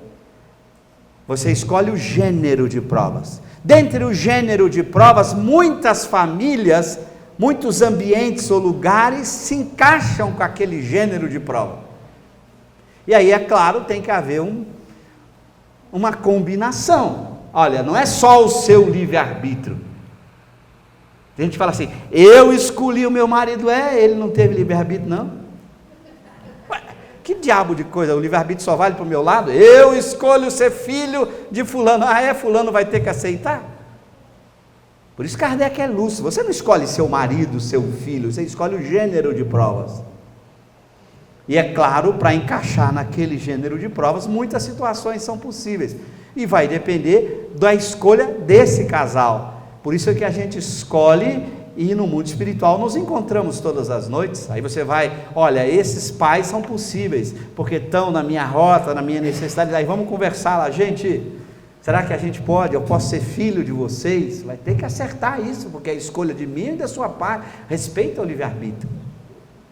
Então você escolhe o gênero, mas é você que tem que escolher. Os espíritos ajudam, te orientam, mas a responsabilidade da escolha tem que ser sua. É por isso que você vai achar estranho o livro dos espíritos, Kardec, nesse item, perguntando, mas tem espírito que escolhe viver entre gente de uma vida e fracassa? Ele escolheu. Tem uns que escolhem ser rico, mas não é para viver a prova da riqueza, Kardec, porque adora viver na vagabundagem. Como espírito, escolheu ser rico para continuar. Há casos assim, não quer dizer que os ricos sejam isso, há casos assim. Há casos que alguém escolhe a prova da riqueza para vencê-la, como Kardec descreve no Céu e Inferno, entre os espíritos felizes, uma mulher que vence a prova da riqueza admiravelmente. Quando Kardec vai conversar com ela para saber por como ela conseguiu algo tão raro, ela diz assim, porque eu demorei para escolher essa prova. E tem muita gente que quer escolher rápido. Se perguntar na outra vida, eu quero ser rico. Nem pensou ainda, já todo mundo quer ser rico. E ela fala, eu demorei para escolher a riqueza. E quando escolhi, eu estava preparado para enfrentá-la. Então a lógica da escolha, o bom senso. Em espiritismo eu digo sempre, tem que pensar, raciocinar. Estudar os princípios, botar a cachola para pensar. Não há argumento de autoridade em ciência, em filosofia. É argumento. Tudo que alguém disser, você tem que pedir assim, me argumente, me prove, explique, justifique. A gente tem que criar esse hábito de tirar o nome das pessoas que falam, se é espírito, se é humano, tira o nome, veja a ideia, veja o argumento. É o hábito que Kardec fazia. Para encerrar, um último exemplo disso que está na Kardecpédia, vocês podem ir lá no catálogo racional, que é a 23 obras, a última obra ali, da Kardecpédia, o catálogo racional, vocês podem entrar ali, e vocês vão baixar uma obra, cujo médium, é essa obra aqui, o catálogo racional, vocês vão baixar uma obra, Revelações do Mundo dos Espíritos, que vocês vão encontrar uma obra escrita pelo médium Rose, ali tem 2 volumes em francês, não tem em português, e vocês vão encontrar as mensagens do Espírito de Verdade, de São Luís, de Erasto, de Santo Agostinho. Esse médium, o senhor Rose, foi na Sociedade Espírita de Paris, nos anos 58 e 59, o médium que mais recebeu mensagens do Espírito de Verdade, de Jesus. E Kardec aceitou muitas mensagens assinadas pelo Espírito de Verdade. De repente Kardec começou a recusar muitas mensagens, com a mesma assinatura pelo mesmo médium. Esse médium não gostou muito da ideia, saiu e foi publicar esses livros. E você pega lá os livros para ler. Mas como a assinatura era a mesma, o médium era o mesmo? Sim. Assinatura e médium não é o problema. É a mensagem que tem que ser analisada. Não tem critério de autoridade em espiritismo. Ou a mensagem é boa ou não é boa, ou ela contém verdades ou não contém. Por isso que eu sempre uso a metáfora do catar o feijão. Velha para burro, né? Minha mulher fala, arranja outra, ninguém mais sabe o que é catar feijão, né? Eu digo assim, um texto, uma mensagem de um espírito, um livro de uma pessoa, o livro do Cosme, qualquer livro é um saco de feijão. O que você faz com um saco de feijão? Bota em cima da mesa, né? Vai separando o que é feijão bom, o que é feijão bichado, o que é pedra. O que é feijão bom você come, o que for pedra e feijão bichado deixa de lado, não vai jogar o livro fora. Kardec ensina isso. Tira o que é bom, fica com o que é bom, joga de lado o que é ruim. Mas o que você não pode é deixar de catar feijão. Tem gente que come o saco inteiro e quebra o dente. Não se pode misturar verdade com falsidade. Separar o verdadeiro do falso. É o papel da leitura. Kardec pega várias mensagens dos Espíritos e faz isso. Se vocês pegarem a Revista Espírita, e pode botar aqui na Kardecpédia, Vicente de Paulo, a Caridade, vocês vão encontrar uma mensagem assinada Vicente de Paulo, chamada Caridade. Aí vocês vão achar também a referência lá no Evangelho segundo o Espiritismo, de uma mensagem chamada Beneficência, assinada Vicente de Paulo. Compara as duas, 80% é a mesma. Você vê as duas, você fala, peraí, esta frase que estava na revista não está mais no Evangelho. Aí você vai ver as perguntas que Kardec faz a Vicente de Paulo na revista, discordando de certas frases. E ele pergunta, mas isso não tem isso? Aí o Vicente de Paulo concorda. Mas não tem mais isso? Vicente de Paulo concorda. Bom, o que aconteceu então com a mensagem? Teve interferência. E Kardec escreveu 2 capítulos importantes no Livro dos Médiuns, a interferência do médium e do meio. Do médium e do meio. Leiam com atenção esses 2 capítulos. Uma comunicação mediúnica pode ter interferências de 2 fatores, o médium e o meio. E Kardec ficou preocupado de culpar o médium, culpar o meio. Não. Isso aqui na mensagem está ruim. Ele catou feijão, tirou as coisas ruins e jogou fora. E trocou até o título da mensagem. Ela assinada caridade, ele mudou para beneficência, porque são coisas distintas. E o que o Vicente de Paulo estava falando não era caridade, era beneficência. Kardec mudou o título, cortou frase. Teve uma frase que Vicente de Paulo, eu não lembro bem exatamente como ele diz, mas que ele queria dizer algo como ele tinha ficado meio envergonhado pelos feitos dele. Kardec tirou. Espírito bom, superior, não fica envergonhado. Vergonha é um sentimento ruim, é um misto de orgulho com tristeza. Nenhum espírito bom tem vergonha.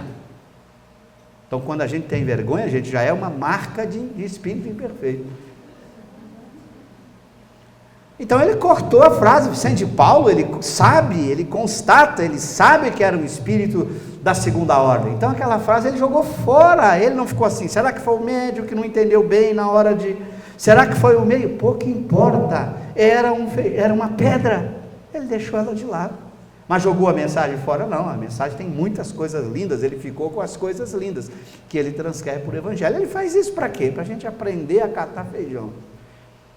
Lê um texto a catar feijão. Aprendamos a separar a verdade da falsidade, sem ofender as pessoas, sem ofender espíritos, sem agredir pessoas. Não confundir a análise textual com o indivíduo. A gente diz assim em filosofia, com o texto todo o rigor lógico, com a pessoa ou com o espírito, caridade. Tratar o espírito e a pessoa com caridade. Kardec nunca ofendeu, nunca agrediu, nem homens nem espíritos. Mas não significa concordar com suas ideias. São coisas distintas. Com o texto todo o rigor da lógica, do bom senso, com o espírito que escreveu, com o médium que escreveu, com a pessoa que escreveu, caridade.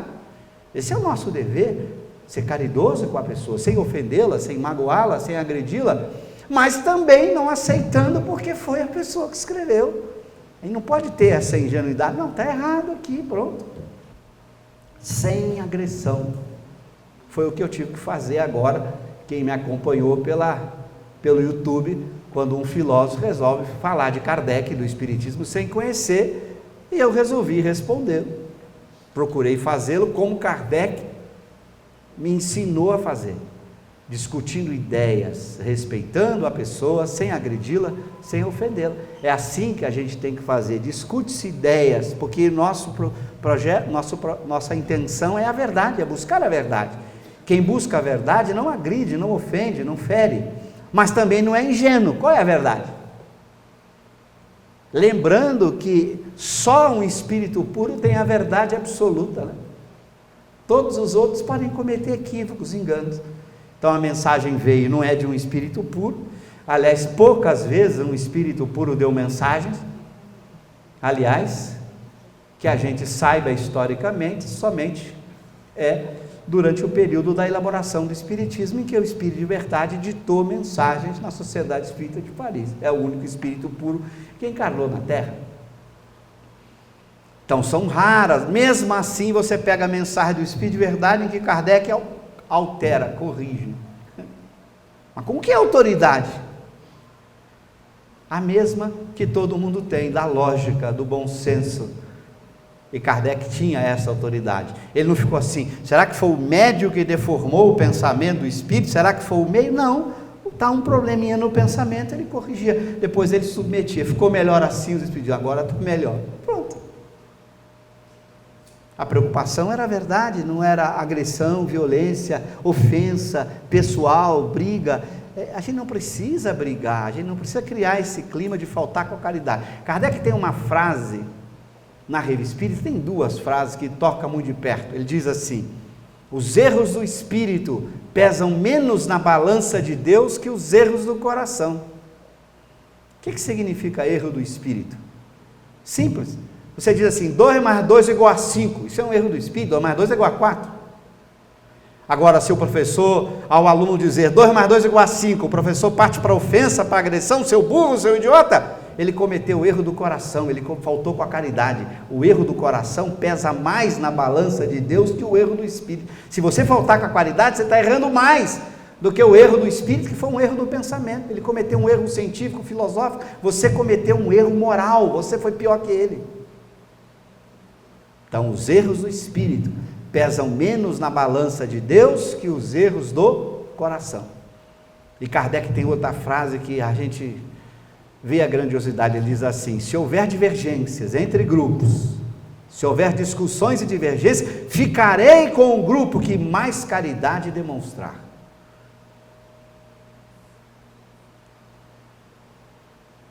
Os erros do espírito pesam menos na balança de Deus que os erros do coração.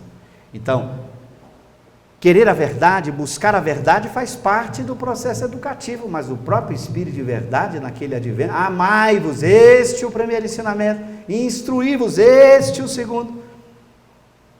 O amor significa, cuide da caridade, mas não vai fugir da verdade.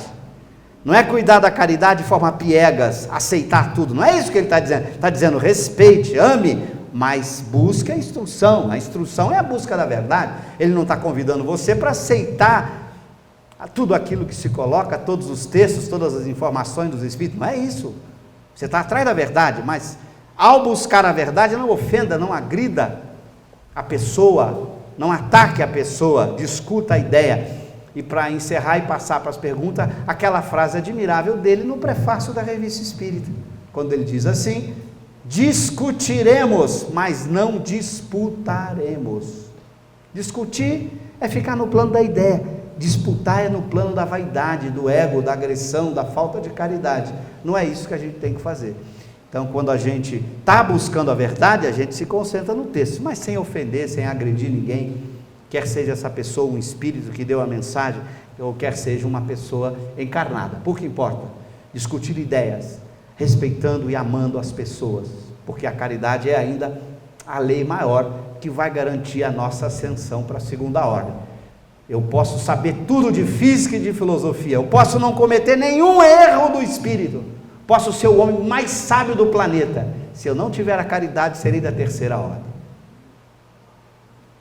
Não adianta, eu só passo da terceira para a segunda ordem quando eu vivo a caridade em sua plenitude. Até lá, eu estou valorizando mais as ideias do que a caridade. Kardec é muito lúcido, a caridade é mais valiosa. Os valores da caridade e da virtude valem mais do que os valores da verdade.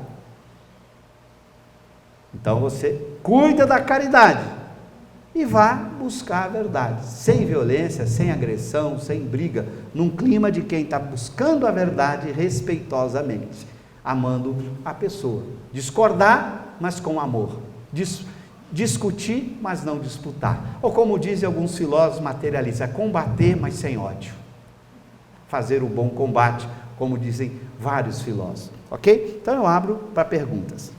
Eu já assisti muita palestra e muitos centros espíritas, né? Graças a Deus, sempre estou estudando. E eu já vi muito palestrante falar: vocês precisam estudar, eu vi várias vezes, vocês precisam estudar as obras básicas do Espiritismo, livro dos Espíritos, e as obras complementares, que são as obras de André Luiz.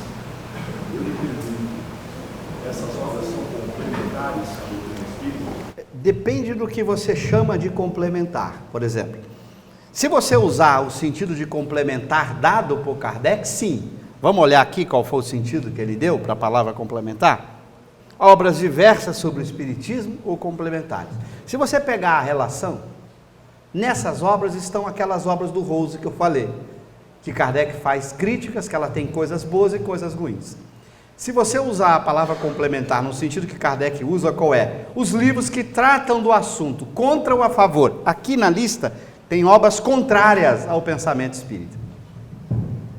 Mas por tratar do tema espírito, alma, mesmo que divergindo da proposta de Kardec, ele chamava de complementar.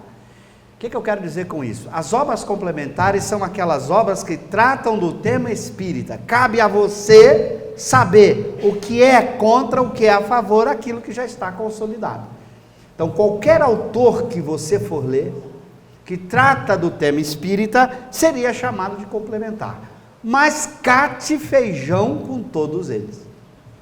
Não seja ingênuo de achar, foi recebido e ditado por um espírito, por meio de um médium extraordinário, a comunicação é correta. Isso é critério de autoridade. Aliás, eu perguntaria a você, se o Rose recebia na Sociedade Espírita de Paris, Jesus, e recebeu durante 2 anos, não era qualquer coisa de médium, né? E o espírito que assinou a mensagem não era qualquer um não, né? E como é que daqui a pouco Kardec recusa as mensagens dele? Olha aqui, olha o que o Kardec diz do livro dele. Teoria cosmogônicas e psicológicas, notoriamente contraditadas pela ciência e pelo ensino geral dos espíritos, e que a doutrina espírita não pode admitir. O que ele está dizendo? A obra contém teorias sobre a formação do universo e psicológicas sobre a alma humana, que são contrárias tanto à ciência quanto ao espiritismo, e que o espiritismo não aceita. No entanto, ele chamou essa obra de obra complementar. E ele proibiu você de ler? Não, botou no catálogo de livros que todo espírita deveria ler. Olha que coisa curiosa. Bom, você fala, mas eu quero ler essa obra. Simples, faça assim, ó. Quer ler essa obra? Como ela só existe em francês, clica nas 2 bandeirinhas aqui, ó, português, francês, dá um comparar idioma. Aí, ó, você vem aqui embaixo, na obra Revelações do Mundo dos Espíritos, está ela aqui, ó, Senhor Rose, está ali, 2ª edição, 3ª edição, 2 volumes estão ali em francês, eu não consegui o primeiro. Se você baixar aqui, você vai ver mensagem do Espírito de Verdade, de São Luís, de Santo Agostinho. Mas como Kardec recusou essas mensagens? Recusou. Catou feijão. Tem coisa boa, tem coisa ruim. Então você tem que ler qualquer autor, até com Kardec eu carto feijão. E tenho que cartar, é a minha formação de filosofia. Você não pode ler nenhum texto sem análise crítica. E eu me recordo de uma questão que agora estou explicando no meu 3º livro, em que eu, a primeira vez que li a questão, falei, está errado. Kardec errou. Fiquei 6 anos para descobrir que o erro era meu. 6 anos.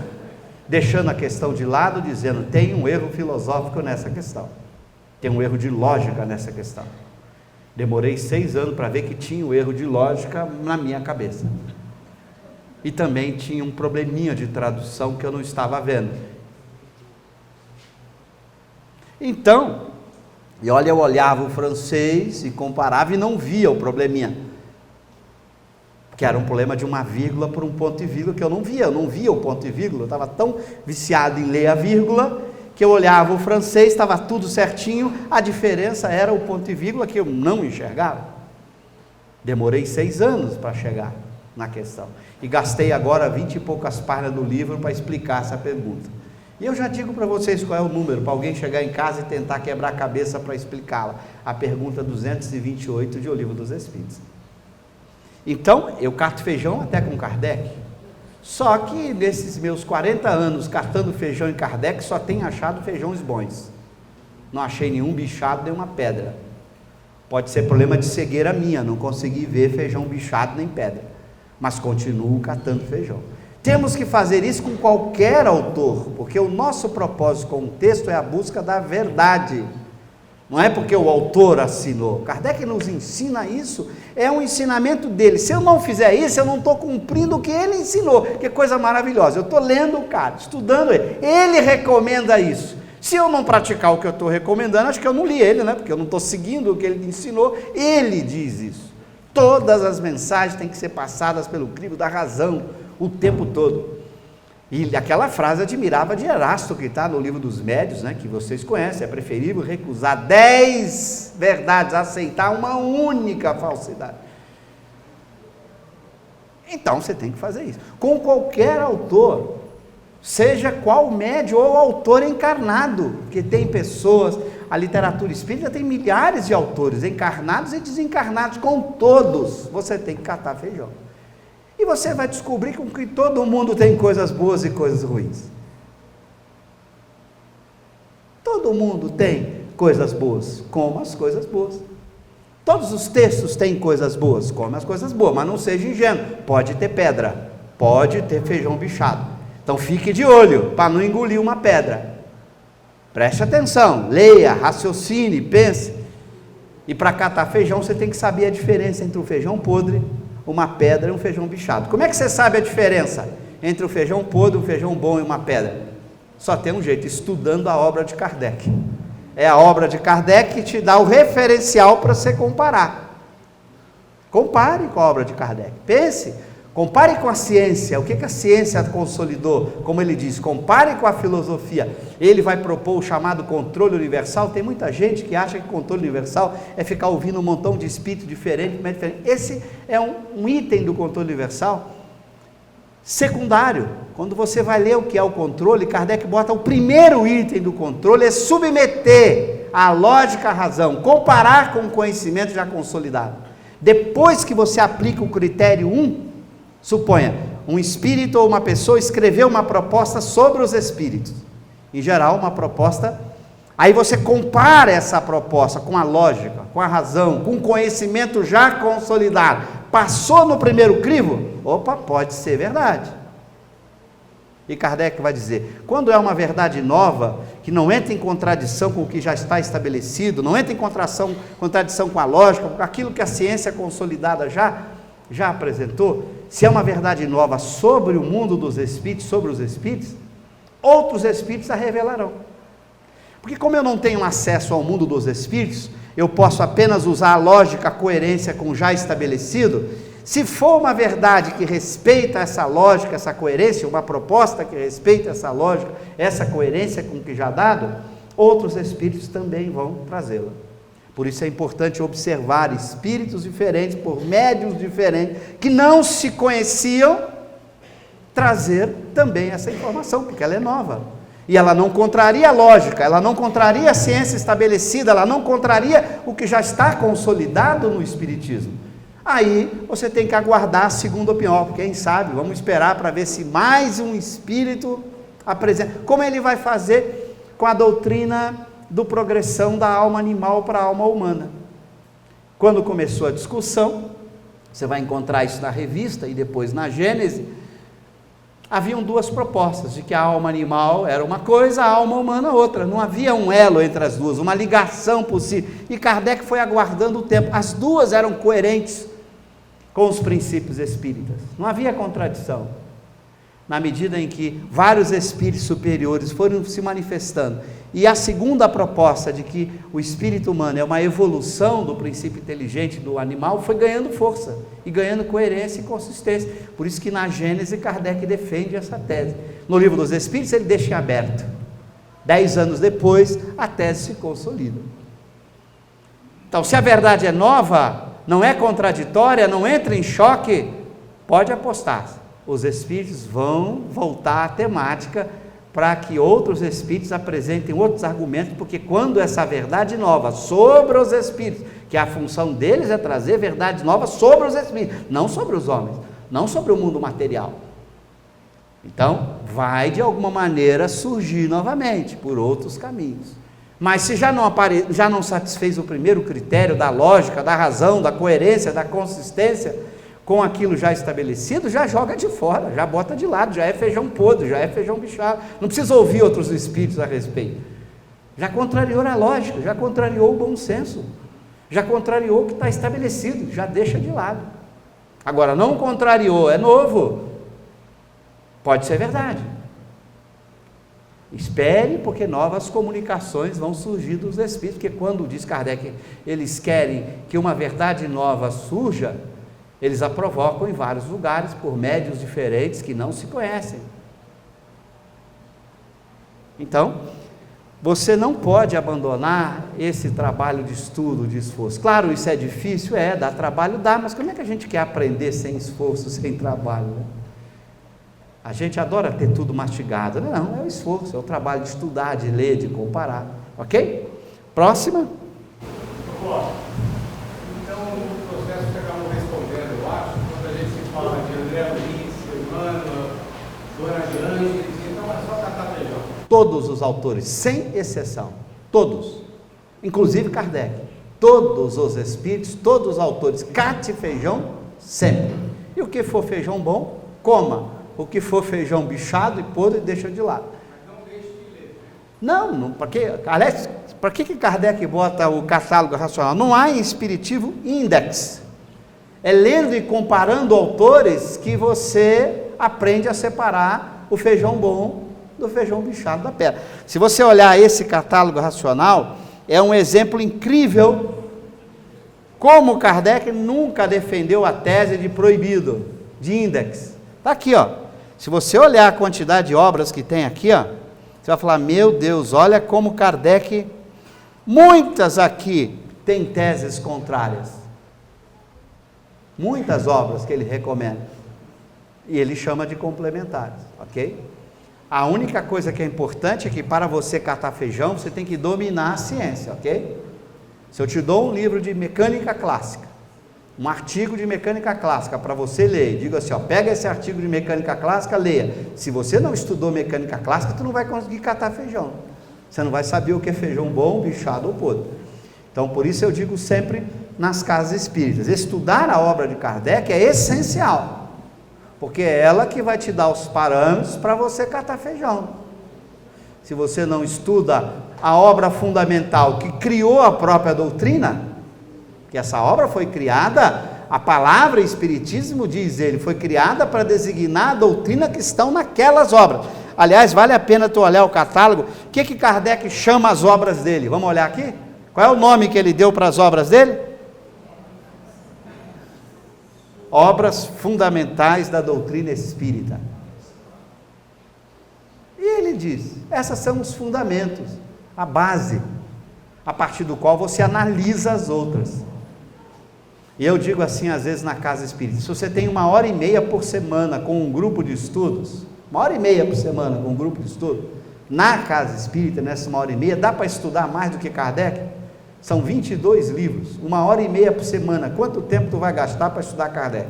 Naquele grupo, não quer dizer que as pessoas ao saírem dali não possam ler todas as outras obras, elas devem ler muitas outras obras, mas naquele grupo você tem que se concentrar, naquele tempo de 1h30, a estudar o autor que é a base, porque aí a pessoa estudando a base, no tempo livre dela, sábado, domingo, feriado, de madrugada, ela lê o que quiser, mas ela está preparada para saber como comparar o que ela está lendo com a obra de Kardec. Então, por isso que a gente fala, priorize na casa espírita as obras fundamentais, porque o tempo é curto, você tem pouco tempo, 1h30 por semana. Eu estou há 40 anos estudando essas 22 obras e não acabei ainda. Aliás, já li todas centenas de vezes, não acabei ainda, 40 anos estudando. Então, é um processo. E leio outros autores? Leio outros autores, vários outros autores. Comparo, analiso, leio os contra, leio as teses contrárias, os posicionamentos contrários, comparo, vejo, será que Kardec não errou aqui? Será que esse posicionamento contrário é uma revolução, uma mudança? Esse é o papel de quem está estudando, aberto à verdade. Não ser o que a gente chama em filosofia dogmático. Dogmático é a pessoa que acha que já está com a verdade e não pode aprender mais. Seja aberto à verdade, seja disposto a ouvir o argumento contrário, o ponto de vista contrário. Mas o argumento não é autoridade. Ah, mas fulano disse. Não importa, fulano, o que fulano disse é que me importa, não o nome dele. Como ele disse, qual é o fundamento que ele deu? Aí sim, e não o nome que assinou a mensagem. Isso a academia ensina a gente. Quem é da academia está acostumado. Se você manda, por exemplo, para uma revista científica importante de qualquer país do mundo, inclusive do Brasil, um artigo, sabe o que faz o editor dessa revista? Ele pega o seu artigo, tira a cópia apagando o seu nome. Então ele apaga o seu nome, tira a cópia do artigo. As boas revistas costumam usar 3 referees, 3 pessoas da área que vão dar parecer, sem ler o seu nome, sem saber quem escreveu. Essas pessoas recebem um artigo sem saber quem escreveu, analisam o artigo pelas suas ideias, pela sua razão, pelo seu, e dão parecer. E se a revista tiver parecer contrário, ela ainda costuma mandar para mais um, para não ter dúvida, para ela ter unanimidade nos pareceres. E aí ela publica. A preocupação não é com pessoa que assina, é com o conhecimento. Ou é verdadeiro, não é? A gente precisa adotar esse tipo de prática, né? Aí você não ofende a pessoa, apaguei o nome, não estou discutindo a pessoa, gente, eu estou discutindo a ideia, a pessoa a gente ama, respeita. O nosso dever é de amar a todas as pessoas, independente do seu grau evolutivo. Mas amar não significa concordar com suas ideias. Então, na sua pergunta, qualquer autor, cate feijão, não importa quem seja, leia e cate feijão, mas estude as obras fundamentais, estas, e se você olhar aqui, estão todas, inclusive a Revista Espírita.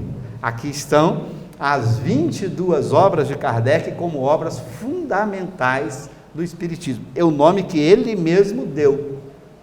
E se você duvidar, eu boto no original francês, para você ver que não é o tradutor. Olha aí em francês, a palavra é parecida com o português. Ok? Boa tarde. Eu vi o seu vídeo em resposta ao professor Pondé, parabéns pelos argumentos.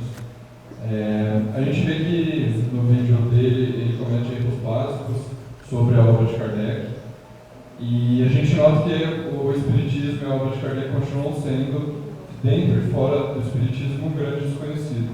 Eu queria saber qual é a nossa responsabilidade, a responsabilidade dos espíritas, a parcela de culpa nesse desconhecimento. E uma segunda pergunta rapidinho, que se liga um pouco à primeira. Eu tenho acompanhado suas palestras pelo YouTube. Um outro palestrante espírita que eu acompanho muito é o Sérgio Aleixo, lá do Rio de Janeiro, que estuda muito as obras de Kardec. E eu já vi vocês dois comentando sobre a questão de ter comunicações mediúnicas em casa, que na época de Kardec era relativamente comum, e hoje em dia você vê só dentro dos centros espíritas. Há algum perigo em se ter comunicações mediúnicas dentro de casa? Obrigado. Bom, 2 perguntas, 2 minutos.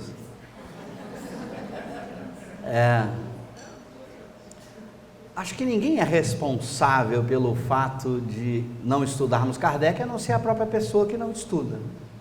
É assim, a gente não pode culpar ninguém por não estudar, é a pessoa que não está estudando. Eu diria, a responsabilidade nossa como espírita é conhecer o Espiritismo e vivê-lo, porque nós vamos responder a nós mesmos, a nossa consciência por isso.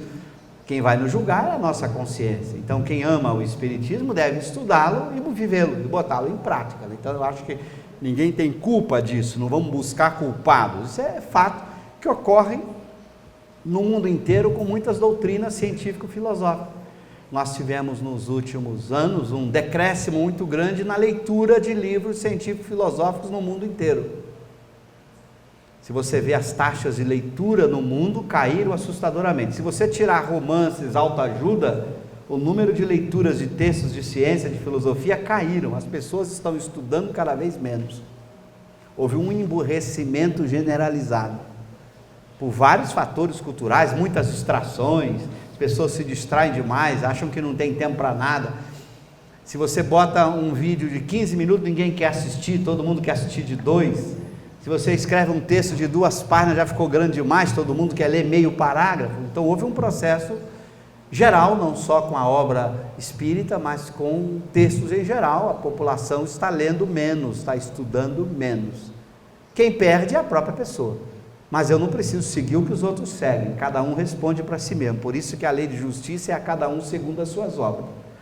Faça o que você sabe que deve fazer, o que os outros fazem é problema deles, né? Por isso que alguns amigos brincam, só existem dois tipos de problemas, os nossos e os dos outros, né? Se preocupe com o seu problema, né? Quer dizer, resolva você o seu processo evolutivo, porque você vai responder por você. E ajude as pessoas que querem aprender divulgando. Por que a gente faz a Kardec Pede e trabalha para isso? Com respeito às reuniões, não é o lugar em que a reunião é feita que é relevante. Esse é um grande equívoco. Nós achamos que a qualidade de uma reunião mediúnica se dá no lugar. Não é o lugar, é como ela é feita, a forma como ela é praticada. Pouco importa onde. Então acho que a gente acaba desviando o tema central. O que tem que ser colocado é como fazer uma reunião mediúnica com a melhor qualidade possível, que é o que Kardec discute na sua obra. Uma reunião mediúnica, para ter qualidade, tem que ter recolhimento, tem que ter afinidade entre as pessoas. Por isso ele recomenda grupos pequenos, de pessoas afins, para que a produção mediúnica seja de melhor qualidade, porque pensamentos divergentes interferem no processo de comunicação. Aliás, tem exemplo prático na Revista Espírita. Kardec está conversando com São Luís, de repente, no meio da comunicação, Kardec percebe que não era mais São Luís. E Kardec, depois da reunião, vai chamar a atenção de São Luís, e São Luís chama a atenção de todo mundo. Vejam quem foram os assistentes que vieram hoje para a reunião. E vejam quais eram as companhias espirituais dessas pessoas que tiveram hoje aqui na reunião.